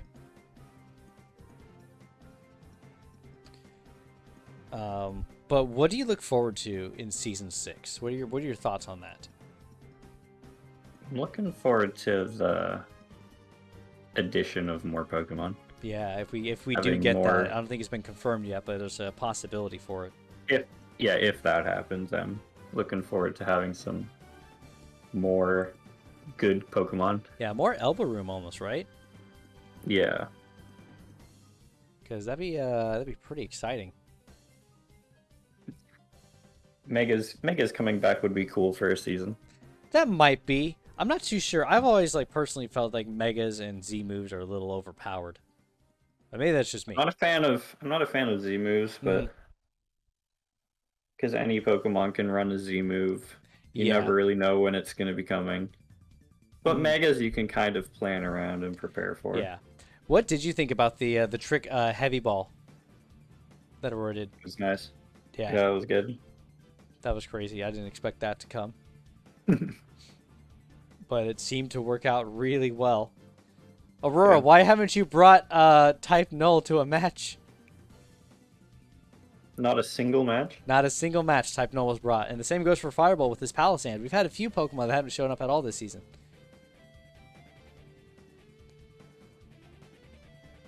Palisand was very good last season. It was. IDM ran Palisand IDM last had it. season. Mhm. Yeah. It gave me trouble in one of our matches. I think our regular season match. Yes, I believe that would have been the case. But you took it all the way last season. A Yeah. shame they didn't take it this way. But, honestly, you've been to playoffs every single season. I don't think there's there's a single season you've missed out playoffs. Yeah, I feel like regular season is my comfortable zone, and then playoffs The stress. gets a little more. Yeah, it gets a little more uncharacteristic or unpredictable. Going dark. The match is Here we up. go. We're going to pull that up. We're going to switch on over. And we're going to take a The look. final match of season 5. What do we have going on here? IDM bring in a pretty interesting set with Gudra, Buzzwole, Indeedee, Klefki, Mudsdale, and Coco. Looking at the team, IDM has 2 screen setters. He does have Indeedee 2 and screen Klefki. setters. So I believe he's going to be going for that. He's got electric terrain setter. Oh, that's not right. Looking at Spood's team, we've got Tapu Bulu going to be countering the electric terrain. The zone grassy terrain. Mudsdale is probably going to be a good counter to Scizor. Yeah, that is most likely the case here. Klefki probably running screens. Lando. We do have Scizor coming back. Mr. Freeze Miser making it all the way to the finals. Scizor's a good Pokemon. I had him last season. He's good. just very solid. Yeah. One of my favorites. Mm-hmm. All right. Well, we get the classic Ruby and Sapphire battle music actually right now that's on in the background, which is really fitting, I feel like. Actually, no, this is Omega Ruby, isn't it? No, it's not. Hear it. I have the stream muted. I don't know this version. That's fine. I don't know this version of the song. I was completely wrong, I guess. All right. Well, the players are staring each other down. Cody asking not to be 6-0'd. IDM's not going to lie. I made this team in a rush at noon right before leaving for work. He has no idea how it's going to go, and he hasn't calced anything. Let's see Classic.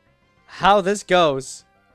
IDM starting off with Tapu Koko, extending up electric terrain, as well as we see Dwayne over here setting up Sandstorm. Electric terrain likely to combat grassy terrain. What is he cooking, though? I don't know what he's cooking. Looks like just What dirt. I want to know. Probably we're going to see a Volt Switch here. Yeah, there's no reason not to click Volt Switch. Or if IDM's running a physical set, it could be U-turn. Yep. But U-turn is good against Pokemon or teams with ground types, so like you don't have to worry about having your pivot not work half the time. Yeah, he might even bring out Mudsdale, or he could just U-turn straight into Mudsdale with Sandving up. There's U-turn. Yep, that's going to be a physical set, most likely. Mudsdale coming up. Heavy buddy. Down up some rocks. IDM's team isn't really weak to rocks, but no. It's always good to have a little chip damage. Yeah, it always is good to have a little chip damage.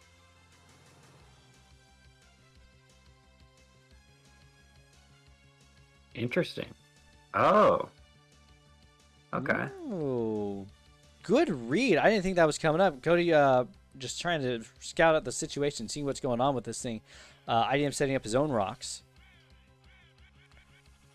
Scizor could have defog. Yes. Although it would get rid of both rocks. It would get rid of both sets of rocks. This is very true. But that was a good read on Cody's part.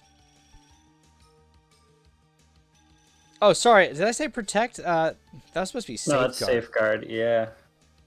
Protecting Spood from status. Yeah, not a bad idea.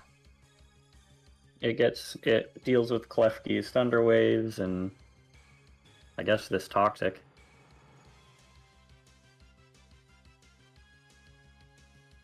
Yeah. Question is, what happens here, though? Because likely,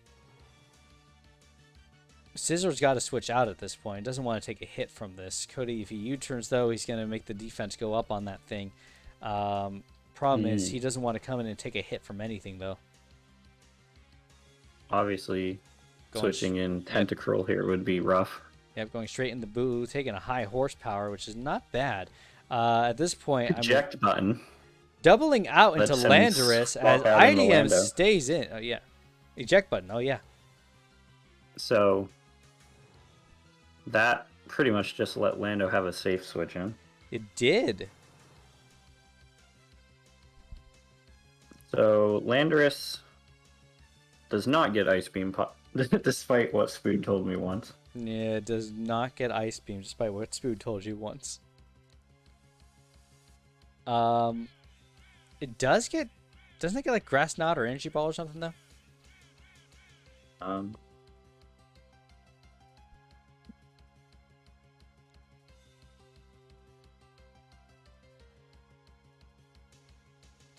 me see what it gets for coverage. It gets Grass Knot. It does get Grass Knot, okay. Grass Knot could be pretty decent against IDM here, actually. Yeah, could probably hurt Mudsdale really bad. Mm-hmm. I would expect this thing probably has a Grass Knot to deal with it. I would hope so, at least. Unless he's just running his explosion strategy, as per usual. It worked last time. Or against Blastoise. Yeah. Crit explosion. Yeah, that crit explosion. Crazy.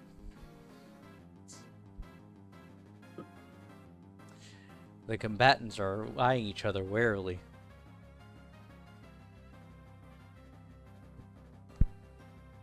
They're probably planning 3 or 4 moves ahead, trying to...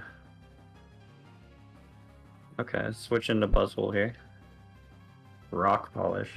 Yeah, Rock Polish. Cody going for a bit of a setup here, it looks like, at the moment.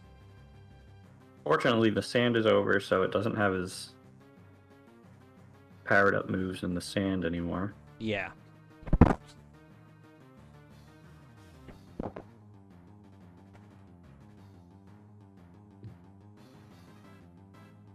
So it's a matter if Cody switches out here to Buzzwole. Or not to Buzzwole, sorry. Buzzwole's already out on the field as it is. Yeah, Buzzwole definitely has Ice Punch, so... Yeah, there's no reason for it to not run that. IDM is afraid of the Power Herb Fly. As Fly is the only physical flying type move that Lando gets. Yeah, that is the only physical flying type move it gets, and that'd be crazy if he ran that set. Now, don't tell anyone this except the chat, because Cody's not here, or IDM. They shouldn't be, but he is running Fly if I remember, unless it was for Claire. He was running Fly on it at one point though, so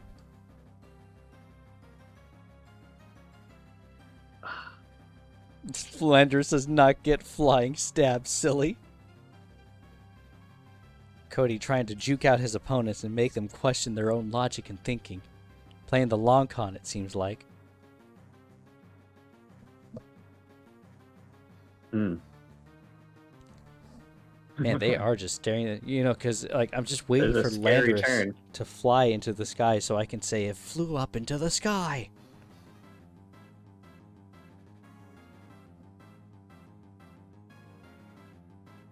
Oh, we get a switch out and expecting there's fly.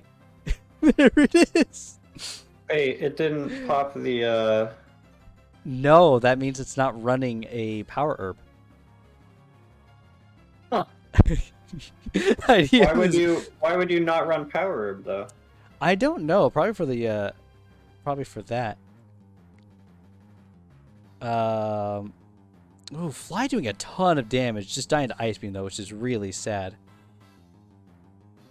I wonder what item it did have. I don't know at the moment what item Cody had. I don't remember right now. I do know it ran Fly. It did a lot of damage though. My goodness, Fly hurt. He might have been running Expert Belt on it for the move variety potentially. You lift back out to set Yep. up sand again. Yep, Sand's not a bad idea at this point. Yeah, Cody's still having 5 Pokemon left, though. We do have Mudsdale who can take advantage of the sand, though, which isn't bad to do.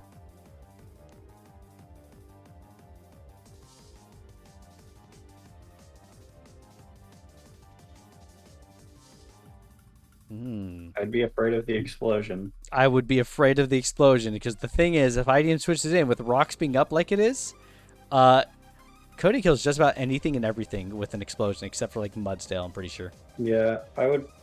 If I were IDM, I'd probably be calcing the explosion damage on Mudsdale to see if it could take it. Yeah. Ooh, doubling out into Bulu once again. Spood predicting that switch and going Yep. for a double switch into Bulu. Cody's on top of it today, playing with his best.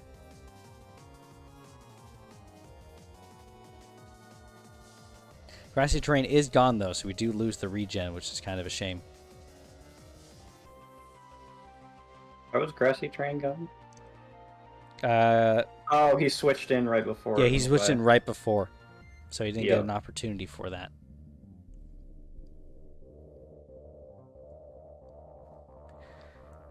But this match is still anyone's game.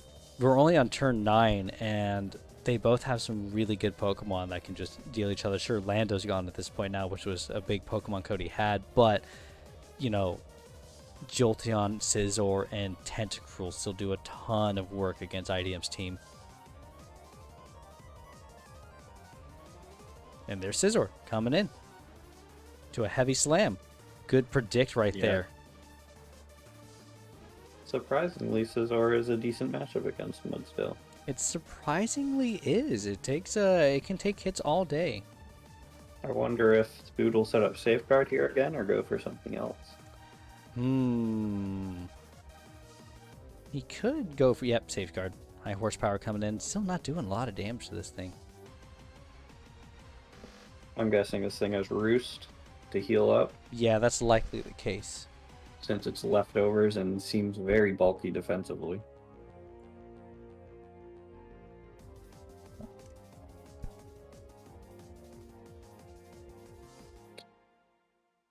Spood has to watch out for a fire type move on Goodra. That's probably going to be the main way to kill this thing. Yeah. Since Coco's physical. But the thing is, Gudra's already down to 36% health and really doesn't want to take a hit from much of anything. Yeah. So, Gotta be careful. yeah. Don't want to waste Gudra on a switch in right now. Yeah, absolutely. I mean, even then, IDM might be running Ice Beam on Gudra, and Cody's got to watch out for that. He is running Ice Beam on Gudra. Is he? He's shown it. Oh, that's right. You're right. So, I mean, Cody's got to watch out for that freeze. Freeze Miser, once again, might freeze. Yeah, there's Roost. the Roost. Yeah. And at this point, there's not a lot this Mudsdale can do because Cody can just keep roosting for a bit and stall for time. It's not going to do too much, though. That is running out of safeguard turn, so...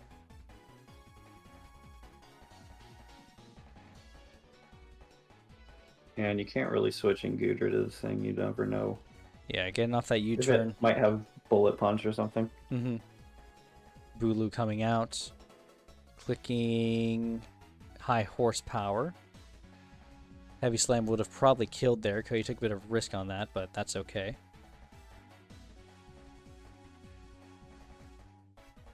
I think he just wants the grassy terrain up to get a little more healing. Yeah, Yeah, Spood has difficulty killing this thing. he definitely does. Now that Lando's gone, Gigalith takes big damage, Tentacruel takes big damage. Mm-hmm. Azor can't do enough damage.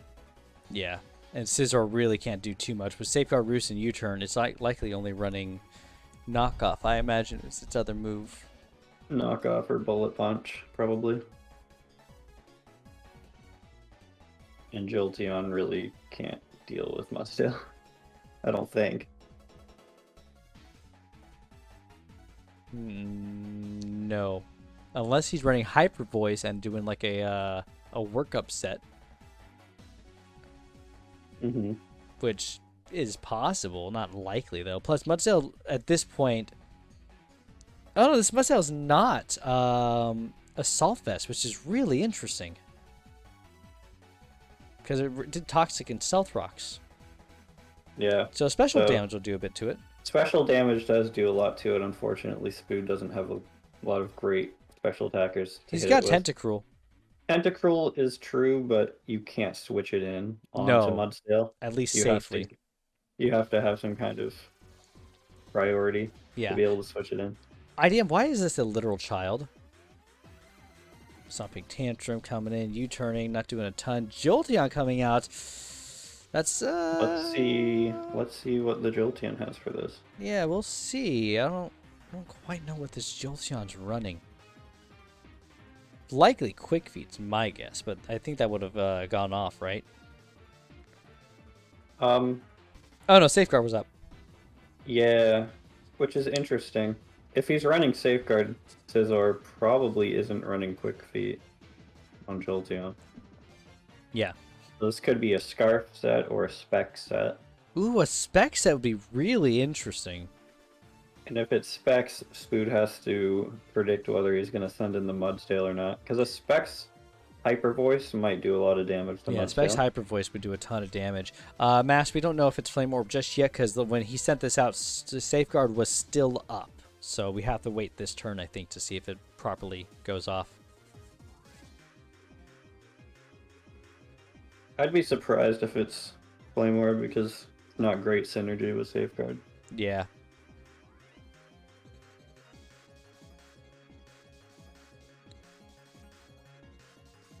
This is gonna be one of those matches, isn't it? This is a pretty big turn. Yeah, it is. IDM has a couple good switches, Gudra and Mudsdale. So, Yeah, Gudra is a little weak though, and if Cody is set up with Specs, he might be able to take out Gudra with if it is like Hyper Voice, for instance. Maybe not. I mean, it's really high special defense. We'd have to see. A literal child is throwing a tantrum. Ah. The opposing literal child, you stomping tantrum. I see what you've done now, IDM. That's funny. Oh, it's a rough game by both players. It's tense. Like a potato. Yawn! Ooh. Okay. Shuckleberry Yawn. Shuckleberry now- yawn. IDM has to switch out. Yes. Doing yawn Oh, again, no. expecting the switch out right here. Cody probably also going to run Protect on this thing just to play it safe, is my guess. I would not let this thing fall asleep. Yeah, switching out. Yeah. Oh, Cody expecting that, but Electric Terrain is up, which does directly counter his yawn set. Yep. So I'm wondering if he's... Cannot- Good. fall asleep in electric terrain. No. So I'm wondering if he's running a Volt Absorb set. Setting up screens as well. What an interesting Jolteon. Bulu comes out to set up grassy terrain. Clicking Defog, which gets rid of rocks all over the place, which is good for Cody and good for IDM. Got rid of the light screen, though, which is not good for Cody. Yeah. Dazzling Gleam kills. So then I'm wondering if this thing is scarfed to deal with Cody. No, it ran 2 moves. What am I talking about? I ran Defog and it ran Dazzling Gleam. It's leftovers. This thing is, leftovers. So Yeah, that's pretty on- standard Tapu Koko set. I should have seen that. That's on me. Oh, Jolteon survives. Yeah. Clicking Protect Protect. again. Oh, very nice. Cody now has an opportunity to click on Wish at this point. Clever. Oh, he doesn't have Wish. Ooh, and he gets the tentacle in. Interesting. Wait, I think I know this set. If Don't I say remember. Do you want me to say? Well, What do you let's see what what do the you first move is. What do you think it is? Well, I know it was like Scarf against me. It's not Scarfed. No. If this is the set I'm thinking that he's running. He'll throw up a substitute potentially here. It's a free sub. It is a free sub. We'll just have to IDM see. Probably would want to just keep attacking with Coco. What's Coco? Hey. What do you mean, what's Coco? Defog Dazzling Gleam U-turn? Yes, it is, Kenneth. That's all it has so far. It's also been asleep, so.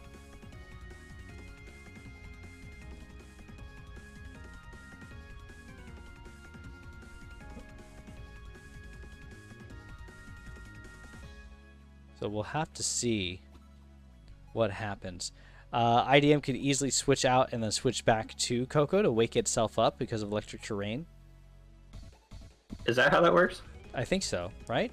Or is it that you just Wow. can't use it on there? I don't know if it wakes you up. Maybe I'm wrong. I might know be wrong. Pokemon can't fall asleep. I'd be interested to see. I guess I might be wrong. I'm never right. I'm always I wrong. Don't know. That is one that I'm not sure of. Yeah. But Tentacruel's insane because it's base 100 speed, outspeeds actually everything except for Coco on Cody's team. Acupressure. Acupressure. There it is. Ooh. Oh. Already has 2 defense boosts. Yes, Acupressure, of course, randomly upping 2 by 2 any stat.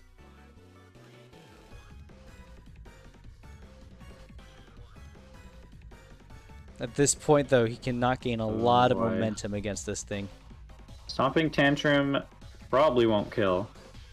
No, it will not. So he's able to kill the Yes. Buzzwole here. Sludge Wave is a roll. Oh, crit doesn't. Crit Yeah. probably didn't matter. No, probably was didn't close. matter too much. So the question is, does it have anything besides the leftovers to rebuild its health back up? I don't think so. I don't know if it gets recovered. By the way, that was insane luck. If he did not get that ×2 defense, he would have died. Oh, absolutely. Having the ×2 special defense too is nice. Yeah, and the The problem, problem is it's already too low health. and at this point, Coco is asleep, and if I'm wrong about electric terrain, then he won't wake up, and Cody's free to click Acupressure again. Indeed, he comes out, though. Unless it's This close Scarf, to it's not psychic outspeeding move. this team. Yeah. Cody switching out to Gigalith, getting up some sand, taking a special defense hit. Ooh, that still hurts, though. Oh yeah. But Cody playing That did very a well. lot. Jolteon coming in. He's This using thing it to might sack. be Specs. It might be Specs. Doing a lot of damage. Yeah.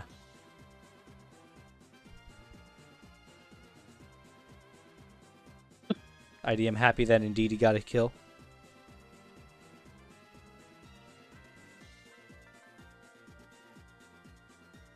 Now this thing just needs to get frozen and it'll all come full circle.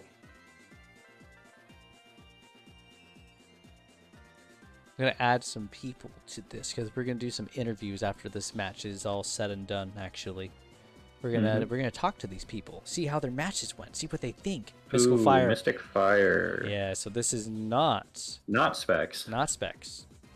And at this rate, I think IDM has got it. Oh, it's leftovers. I probably missed that a while ago.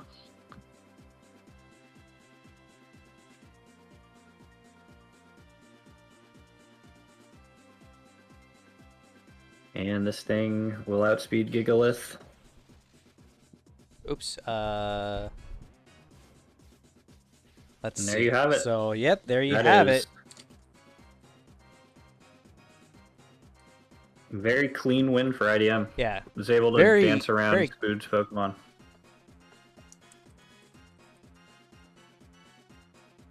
I'm getting messages here. Yeah, because I'm typing to these people in here that I've added in because we're going to do some interviews. And there goes the win. Congratulations to IDM for getting his second gold in the Double Dip Draft League. And that's crazy.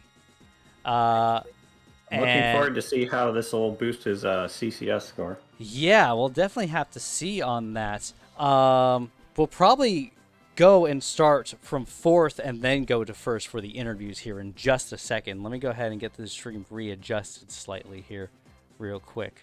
Let's see here, because we're also getting all this music. And we don't really need all this music anymore, do we? Even though it's fun and exciting. There we go. I'll do that. That'll be just fine. All right. So, Cody getting second place. Congratulations. IDM, of course, congratulations on getting first place. What an insane season of Double Dip Draft, everyone. Those are results. We have in first place IDM. In second place is Cody. And third place is Aurora, with fourth place rounding out being Claire. Crazy. What were your thoughts on those matches, Scoots? It was great. IDM only dropped one Pokemon in this playoffs, or in this at least the top four. I don't remember how Yes, that is correct. quarterfinals game went. That is correct, actually. He's just had a very dominant playoffs performance. Yeah. Let's go ahead and start our interviews up. I'm gonna grab Claire over here and we'll get her in and we'll just ask her overall thoughts and things, and we'll talk about this season of Double Dip as well as we round out the end show here and everything like that. But crazy. I'm even more excited for season 6 now. Claire, welcome. Hello. How are you doing? I'm doing great. Sound a little sarcastic there. Nah, my throat's just sore. Ah, there you go. But congratulations on fourth place in the Double Dip Draft. I know it's not up there, but fourth is up there still, even though I just said it wasn't. It's up there. Like, what a crazy fun. game. It was fun. Can't be mad. Yeah. And your overall season was really good this year as well. Oh, thanks. Yeah, you had a really good season. Your draft was a lot of fun. Pheromosa was terrifying for a lot of people to deal was with. fun. Porygon 2, pretty great. Yeah, it came to I like every one of your Porygon. matches. Yeah. Why not? Yeah. What are your thoughts on season 5 overall as a whole, though? Pretty fun. I think the divisions were split up pretty well. I know people and I initially gave flack for the division split, but I think it was divisioned out pretty properly. I think Yeah. Crown Division was pretty good. Armor Division solid as hell. Mm-hmm. Pretty good. Yeah. Any thoughts on the final match we just watched between Spood and IDM? That acupressure set was super interesting. Yes. I wish Buzz Swole just was a little bit injured so it could have really thrived. Yeah, and at That that would have point, been really interesting to see. yeah, insane luck, by the way, for Cody to get that defense buff, because literally it would have died if it did not get that. I didn't see Indeedee being so tanky, but I guess it had his Assault Vest like it did in my match. Yeah, which is pretty crazy overall, honestly. Yeah. If it works, it works. Mm-hmm.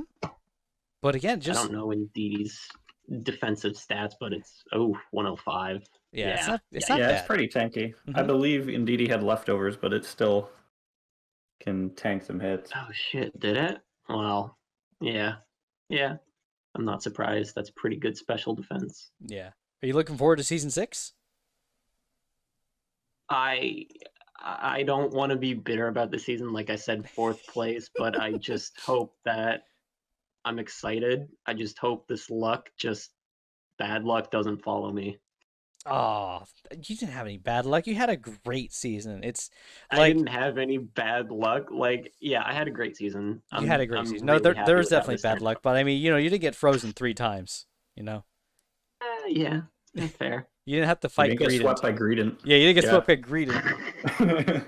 That was pretty brutal to watch. It was Oh. really fucking funny though. If you join Yeah, us yeah. for season 6, what would you most look forward to?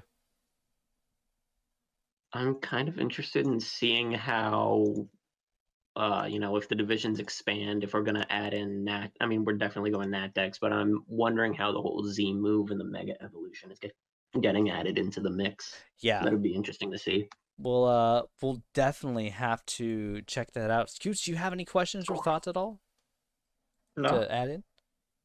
There's not any- at the moment. Okay. Trying to think of other questions, no. but at the moment, the season's over. It was fun. What did you overall think of season 5? Not just your games, but the overall season with everyone and how it all played out. What was the division I wasn't in? Crown? Yeah, Clown Division. That was okay. Crown was straight fire. I'm gonna be real. It was straight fire. It was really good. All the matches that were hype as fuck.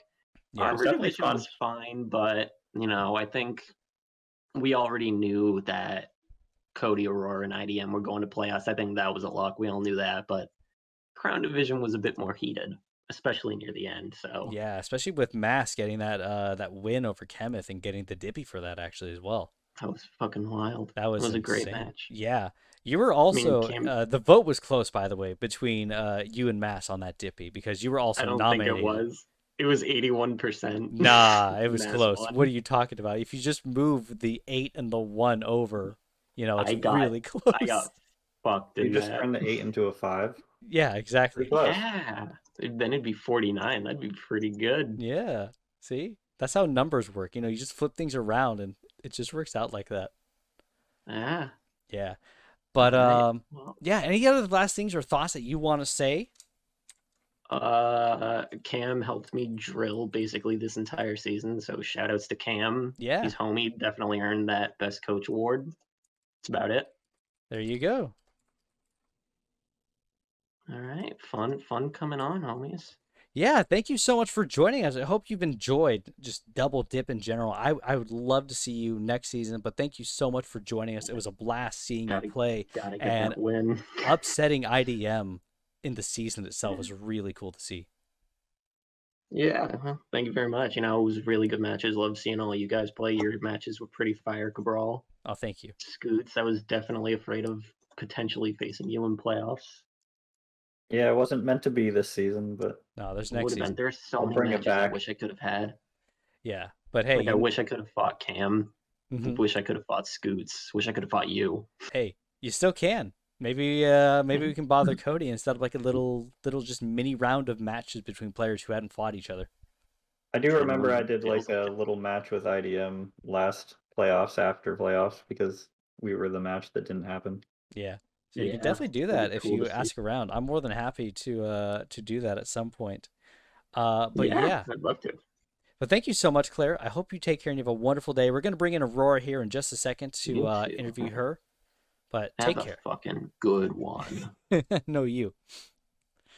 Now we wait for Aurora. No reverse card. Yeah, Uno reverse card. There's Aurora. Welcome. Congratulations Welcome. on 3rd place. Crazy matches Hello. there. Thank you. Yeah. It was something. It was something. Yeah. I don't know if I'm sitting here like barely conscious at this Hey. point. That means it's Yes. nighttime. It's bedtime. I have slept an hour and a half in the past day. Hey, I'll try and make it quick. What do you think about season Short and 5 sweet. overall? I think I'm very happy with how like everything went. getting to watch the like scrap for the last two slots for playoffs in Crown Division was extremely fun. Yeah. In a very close race with like every match like mattering in one way or another. This is the second season that's happened in that second division. Yeah, it's also the second time that division immediately gets wiped out. Yeah, that's very Yeah. true. Which is a bit unfortunate. We hope that doesn't become a trend. Yeah. But honestly, great matches. The Iron Ball, that was fun.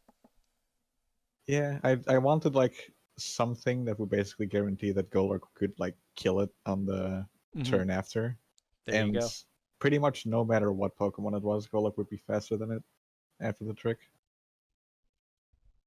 That was fun. Yeah, definitely was. What are your thoughts on season 6 coming up?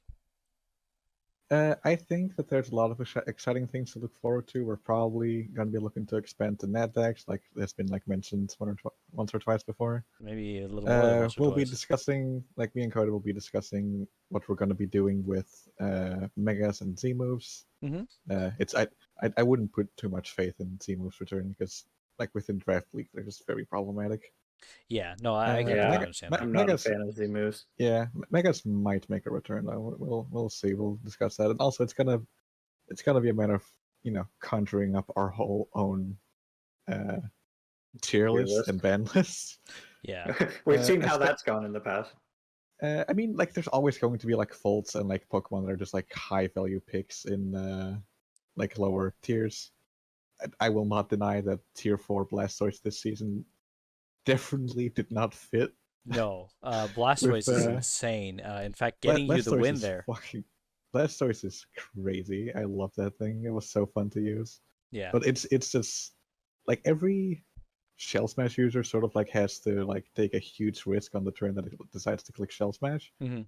But Blastoise just has Blastoise. so many matchups where it can't be one shot. Yeah. So you're completely safe just clicking it, and afterwards you're both faster and capable of one shotting the opponent, so you just go off. Yep. It's really insane. Something that we definitely have to look at and touch on next season. Yeah, Blastoise is definitely going to be up at least one tier. Mhm. Maybe more. I don't believe it's better than Cloyster still. No, Cloyster's insane. But Cloyster is fucking crazy just because it's like its coverage is worse, but but skill its link. ability and skilling is so Yeah, much better it's insane. because like one of the like easier answers you can have to Blastoise is just slap a sash on Pokemon that can kill it. Yeah. There you go. But Against Cloyster that doesn't work. no, it doesn't. It's just it is just crazy. But thank you. Cloyster's also gotten better with what do you call them? Heavy duty boots, because it no longer has to fear the rocks. And also I have like run White Herb Blastoise a lot this season, and like towards the later matches I kind of stopped doing that because I realized like, hey, this thing doesn't take hits anymore after it's after it is Shell Smash, so it's irrelevant. Yeah, So it's not as frail. Yeah, like after like during the match with Claire, Blastoise was packing a Lumberry, so just in case she decided to try and T-Wave it again. Yeah. I've run Expert Belt against Cody. I've run it. I didn't actually run it, but I did once to run it with a Salic Berry against IDM. And then I did the calculations, and it turns out that Blastoise with +3 speed ties with Alolan Raichu and Electric Terrain. Hey, that's actually They're literally both crazy. They're both exactly 700 then, which is stupid, which made me not want to run it anymore. There you go. That is actually crazy. But yeah, Scoots, any other questions or thoughts? Oh, I had something. I lost it. I mean, that's how the brain works, You literally, as soon as like she leaves, you're gonna think of it, and then you're just gonna ask it to Cody. Okay. How about this? I'll leave. Spood will join. Then Spood will leave, and I'll jump back in as Scoots remembers it. That's the plan. If you're not asleep by then. Yeah, if you're not asleep, I am think. literally like as soon as I hop out of this, I'm gonna go to bed because There I'm you go. Yeah. so tired. I also need to walk the dog still. God damn it. No, I understand that. We'll let you go, but thank you again so much, Aurora, for being a major part of Double Tip Draft, for getting a lot Yeah. of stuff set up and everything, and thank you for being partaking in this season. Honestly, I actually want to give bigger shout outs to Spood for this season because Spood has been doing a lot of the like running behind the scenes as well as to you, Cabral. Oh, thank you. Because both you and Spood have pulled a lot of strings behind the scenes, got a lot of things ready, while I have just been busy with other shit and not contributed as much. We wanted to up the quality of Double Dip Draft, and I hope that we could have done that this season in season 5. I hope it shows. And of course we're going to be working on making the next season better. It's most likely going to be at least bigger with more people. Hey, more editing. Most likely 24, if enough people show interest and decide to join, then maybe even 32. Yeah, that'll We'll be see. insane. We'll have to see. If that happens, we're definitely going to have to run that deck just because of like a lack of Pokemon. Yeah. Yeah. Definitely will. But thank you so much, Aurora. Go ahead and have a Yeah. good night. Walk the dogs. Get some sleep. Eat some cheese. Yeah. In Good that night, order. everybody. Thank everybody for joining us every season. It's a great amount of time that you invest in this, and we thank you. Yeah, and thank Bye-bye. you. You take care. Bye-bye. All right. Well, who's our next guy? Oh, Dude it's says Cody. he can jump in now. No, he's never going to join. There he is. There he is. He came out of nowhere. Sounds like some heresy in here. He flew up into the sky because you fly. We're just clowning. Underground. What's going on, boys? Yeah, how you doing? How you feeling? Getting second place. Congratulations, by the way. Pretty good for someone who's having a bad season. Hey. I get Yeah, it. it's too bad Yeah. I've got Scizor with such a terrible bug steal typing. Oh, but, it's that's why I'm absolutely having the such a bad worst. season. Yeah. Hey, fuck you. I like it. Have you been saving that for this the entire time? I have. Okay. My DM and I was Pent up DMing. aggression. I know. I was talking to Aurora earlier. I was like, literally, if I win this, I'm gonna pop off so hard on the "you're having a bad season." Bug steal is a bad type guy. Ah, Yeah, I've learned. I've grown, Cody, you have. You have. like an inch Something like that. because of the platform shoes. But what did you think of season 5 overall? What are your thoughts on it? How it went?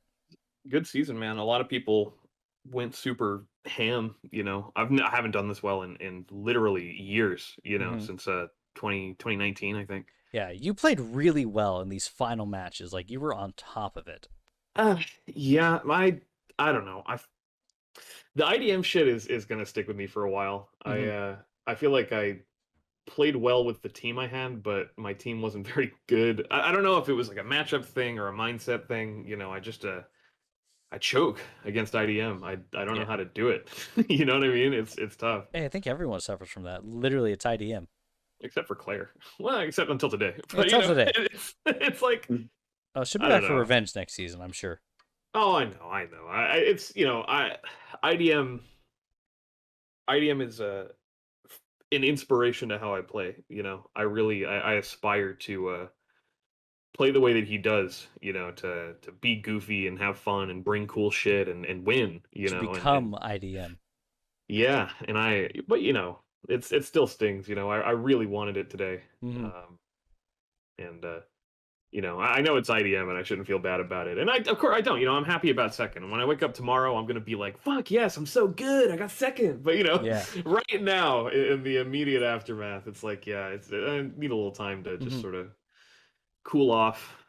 Let the adrenaline get out of me. I literally was freaking out. I felt like I was gonna black out when I was fighting Aurora because I was trying my whole ass off. The match was really well done. You made all the right calls and moves during that fight. Yeah. Yeah, I'm really, really very proud of how I played versus Aurora. Yeah. And I feel like the things I tweaked in my team were really good between opener to now. Yes. I'm happy about those adjustments. I'm happy about how I played. I'm happy about I'm glad there wasn't any real luck. I think Aurora said in the chat that like the explosion crit didn't matter, that it would have killed either way. Yeah. Well, we were talking about yeah, luck. Look at the acupressure that you got on your tentacruel to kill off. It wasn't Buzzwole. that bad. I mean, dude, it could have been a hell of a lot worse. Oh yeah, no, it could have. Acupressure was insane. I think we should ban acupressure, probably. But I thought it was banned. It's not in this league. It I was a has. little It's surprised when I saw it. Yeah, it's banned in a lot of other leagues, and I was looking at things I could do. What I really wanted was to get it in front of Klefki and trap it if it was the dumbass. Well, here's the thing. If it was the Calm Mind dual stab set that he brought last time, then no matter how much he boosts, he's not going to do any damage to Tentacruel. And if it's not that set, then, it's still like just screens or T-Wave or Foul Play or something. So if I could get Tentacruel in front of that and whirlpool it, then I could just start spamming acupressure and hopefully get like good defensive boost, maybe a special attack, maybe evasion if I'm like really lucky, and then I could just win. Because really, the whole setup for the game was like I had like Yawn on Jolteon, I had like eject button on Tapu Bulu. Don't remember I thought what that else. was I had like pretty good. taunt and things. Yeah. So really, all of my Pokemon were for the sake of either getting in Tentacruel to acupressure or getting in Dual Dance Landorus. Yep. It seemed like Mudsdale was the Pokemon that gave you the most trouble in that game. Yeah, Mudsdale was tough. I kept expecting him to go into Gudra to get the Sap Sipper, so I was like really afraid to like Horn Leech it or hit it all that hard, with Bulu.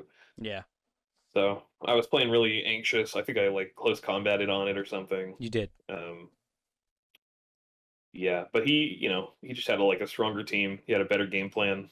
It's hard to choose IDM. You just have to play honest. Yeah. And I always get so in my head. The advice I give to everyone else is if you're going to fight IDM, you should choose him because you can't win. But I'm starting to think that maybe that's just like a toxic mentality. Like toxic stall. I should just I think that I should try a little hard. That's not fair to myself because I was obviously trying really hard, but I think next time it's going to be a lot less about memes and more like like the mentality I have when I'm prepping for other people is I want to make sure I have 2 checks for everything on his draft.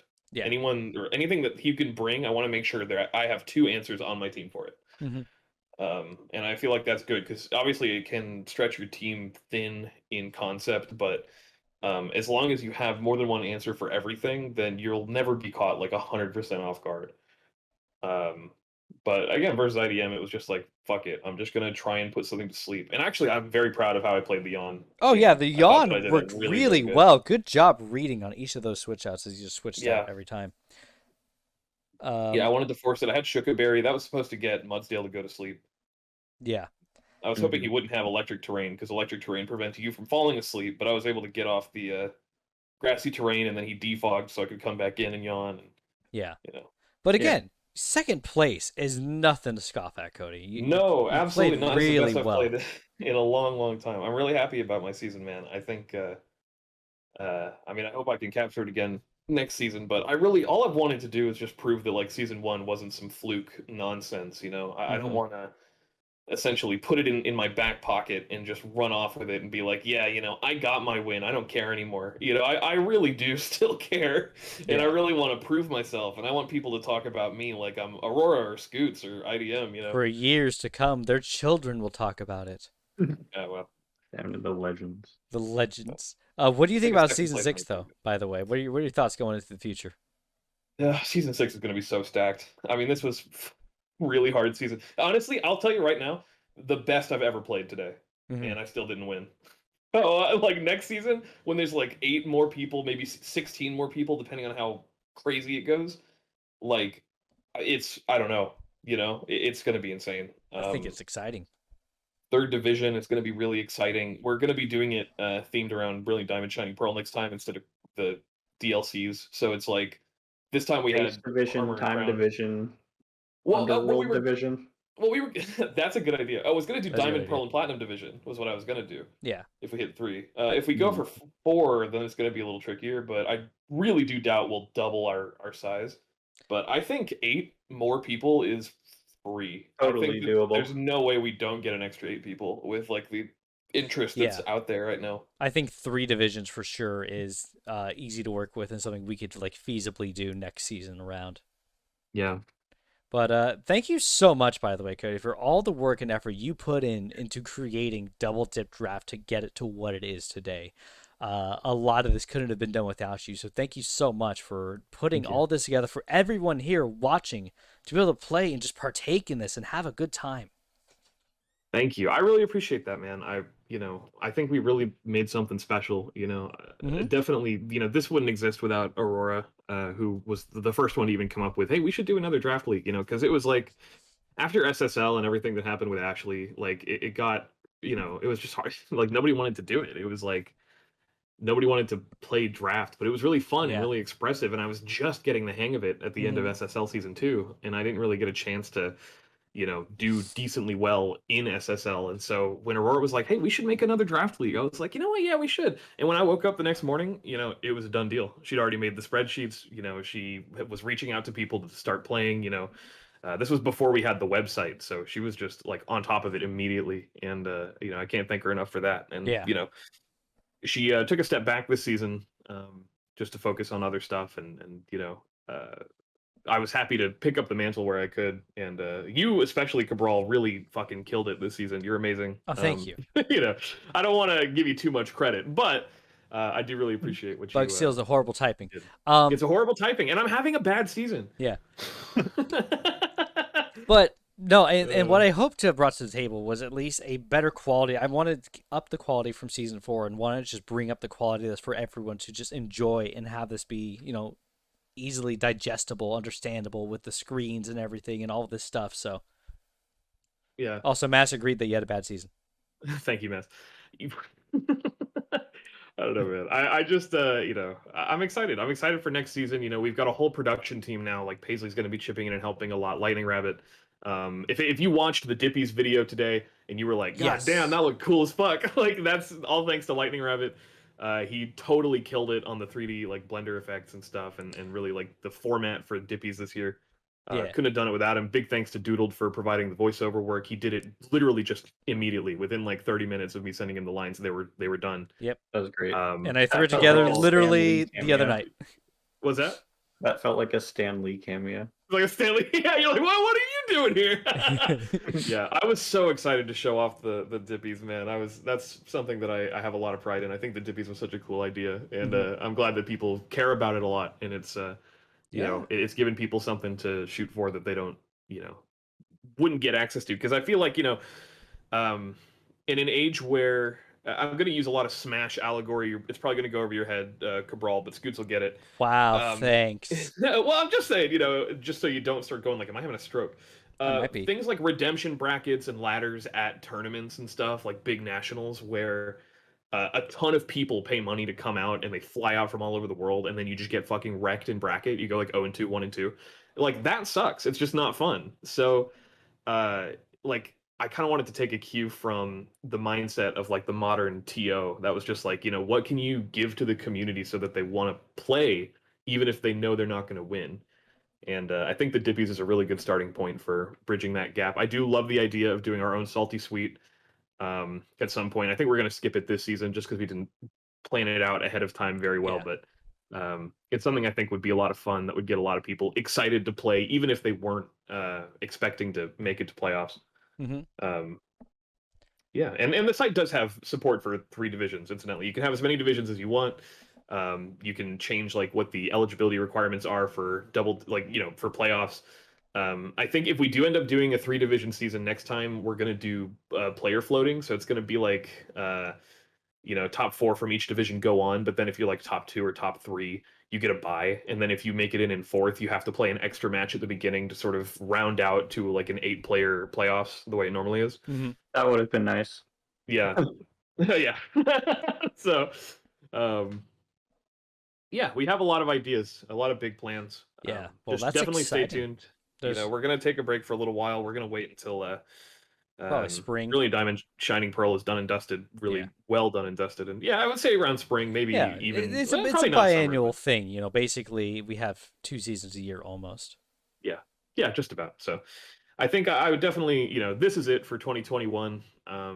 Stay tuned until spring. It's going to be really exciting. Hopefully, everybody gets to have fun and Yes. And don't forget to message Spood about your Dippies for those who won, myself included. Yes, I need shipping information. I think I already have chemists. I obviously don't need my own. Thank you, everybody, by the way, who voted for me for a Dippy. That's awesome. You don't need mine. You already Uh, have mine from ancient And times. I already have yours. So yeah, I really only need Mass's shipping information. So Yeah. drop me a DM, homie, and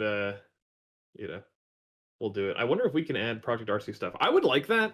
It's coming out like January. It's coming out January 28th. So Yeah. it's definitely coming out before the season starts. And I think, if I'm assuming correctly, I think that like sort of the Smogon idea or like the Showdown idea is keeping Nat decks as like a separate thing forever, like just incrementally adding every new thing that comes out, even if it's not all in the same game.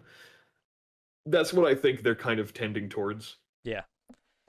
So Sounds good. Well, once again, thank you so much, Cody, for joining in all this. We have one more interview to do, and then Scooch and I are going to wrap up.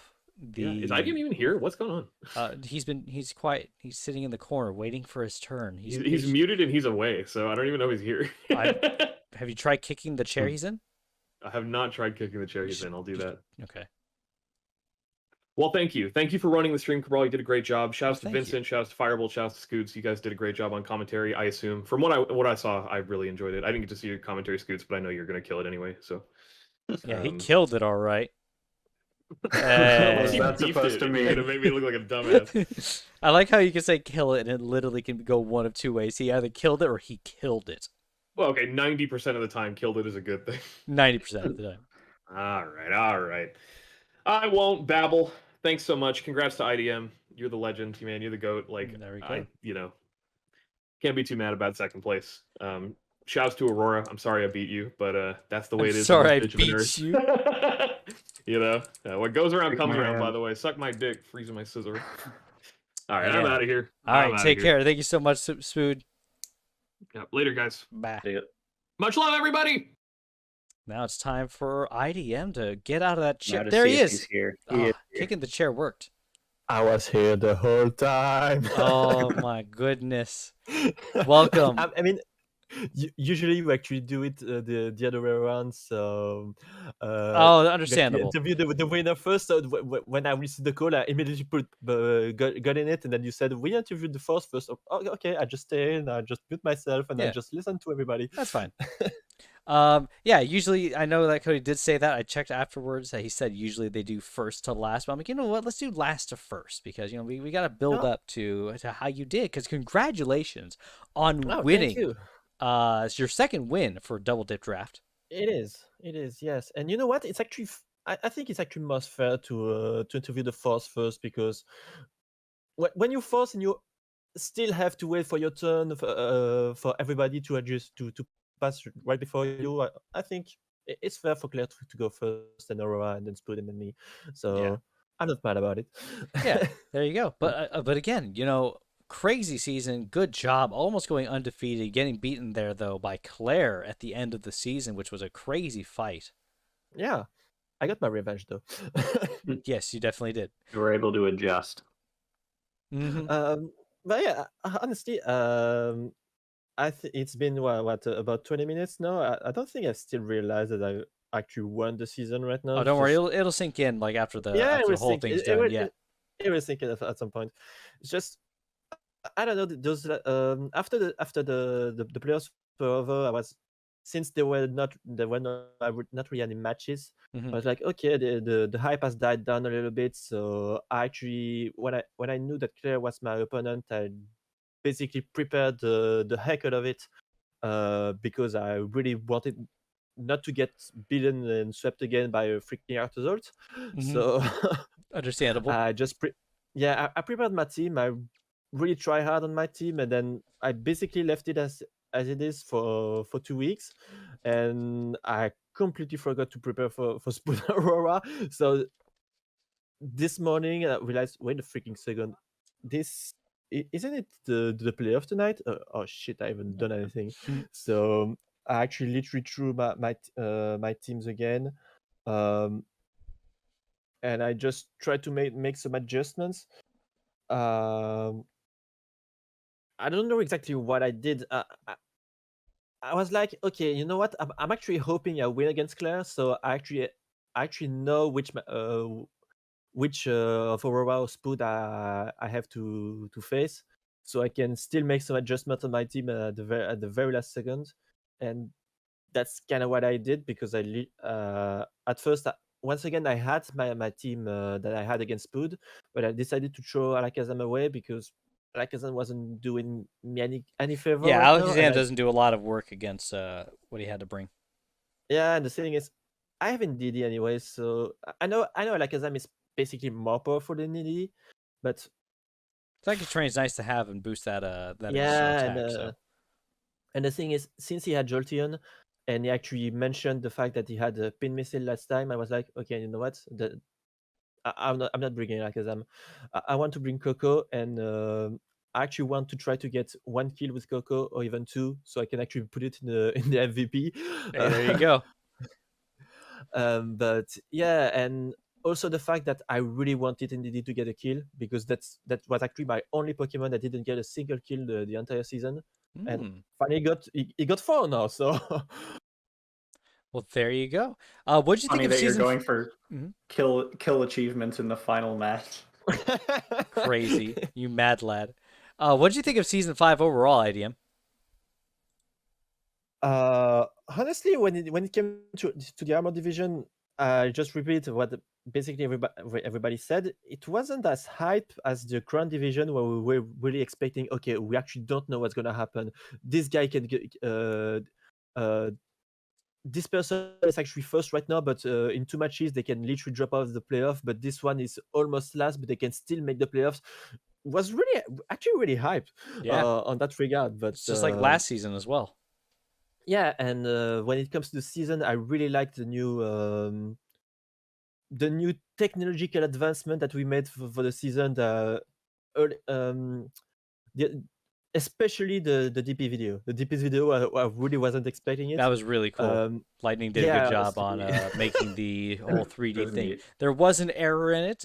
You'll be able to see that later if you spot it. It's like an Easter egg, basically. Lightning did one of the teams is incorrect. So have fun finding that. Time to Easter egg, and there you go. Easter egg hunt. Yeah, the thing is, just like I said, I wasn't as hyped because the last 2 weeks I wasn't really thinking about it, and just I came from work, I had dinner, I took my phone to watch the stream, and I saw that video. I was like, okay, I'm actually hyped right now. I'm really hyped about the finals. I want to do it. Mm-hmm. And you know what? It's true that it's too bad about Claire getting crit on that Stone Edge because that mattered 100%. Yeah. That CD could have really harmed me a whole lot. Mm-hmm. Basically, I knew that the 2 things that harmed me and her team were Moltres and Segelif, and last time I literally killed it with Stone Edge from Buzzwole as well. So it wasn't that. I don't know. It's just Buzzwole life skilling flying types, I guess. But that's the same. Buzzwole actually did the freaking whole lot in against Claire, and it didn't really get many kills during the season. So I guess I put some stats onto Buzzwole this match. So I'm glad about it. There you go. You excited about next season though? About season 6? Yeah, season 6. If we actually bring the Natex, that will be fine. I don't know if we will be able to bring the Megas because if we bring more people, there's only 1 mega per person, so I don't know if there will be enough megas for everybody. But will be interesting. Yeah, we'll have to see. Any last thoughts or comments, or Scoots? Do you have anything to ask IDM before we start to wrap things up here? Okay, I have one last thing to say. Go ahead. I'm really fucking glad I freaking called that fly on the Landorus. Yeah, that fly was really insane. I was surprised it wasn't Power Herb.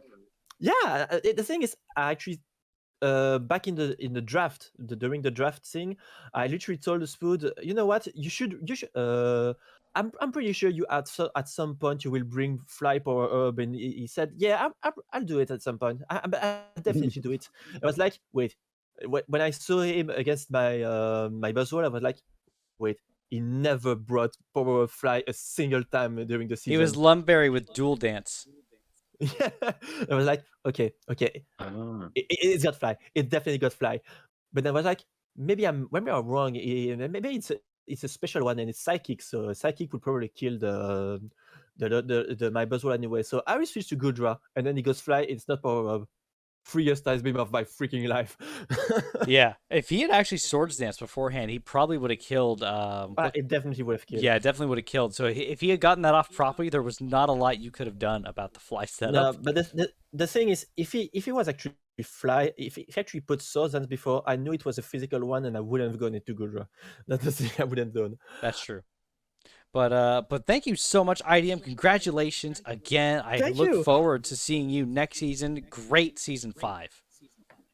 Thank you. To be fair, on the draft process, I kind of try hard a little bit when it came to Raichu and Tapu Koko, but yeah.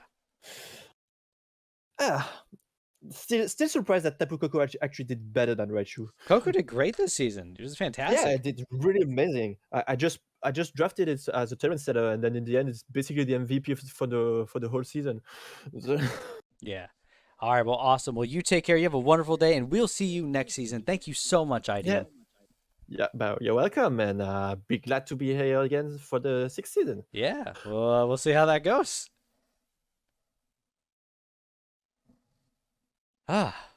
So Scoots. Yeah. We gotta round things off here. We gotta end off. I've actually started up the background music, the end, the outro bit of music we always use over here on my my desktop. How do we end off today? What do we do? How's this gonna go? I don't know. Do we have a bit? What time are we drafting tomorrow? What time are we drafting? I don't know. I thought I was prepared to draft tomorrow, but I guess we could do it at any point. But once again, thank you, Scooch, for joining me for season 5, for joining in this season and having a good time. It was wonderful to watch you play and terrifying to fight you. I am also hyped to see how you do next season because you made big improvements. Yes, I'm very excited. We're gonna have to see how that goes, but yeah, that's about it, everyone. That is everything for today, I think. So thank you so much for watching, for joining, and for being a part of Double Dip Draft. We will see you in season 6 in some months from now. Like 4 or 5 months. Yeah, probably. like 4 or 5 months, something like that. We'll have to see. On the optimistic side. Very optimistic side. But take care, everyone. Have a wonderful day, and don't lick doorknobs. That's how you get COVID. I'll keep that in mind. Yeah, please do. All right. Bye, everyone. Goodbye.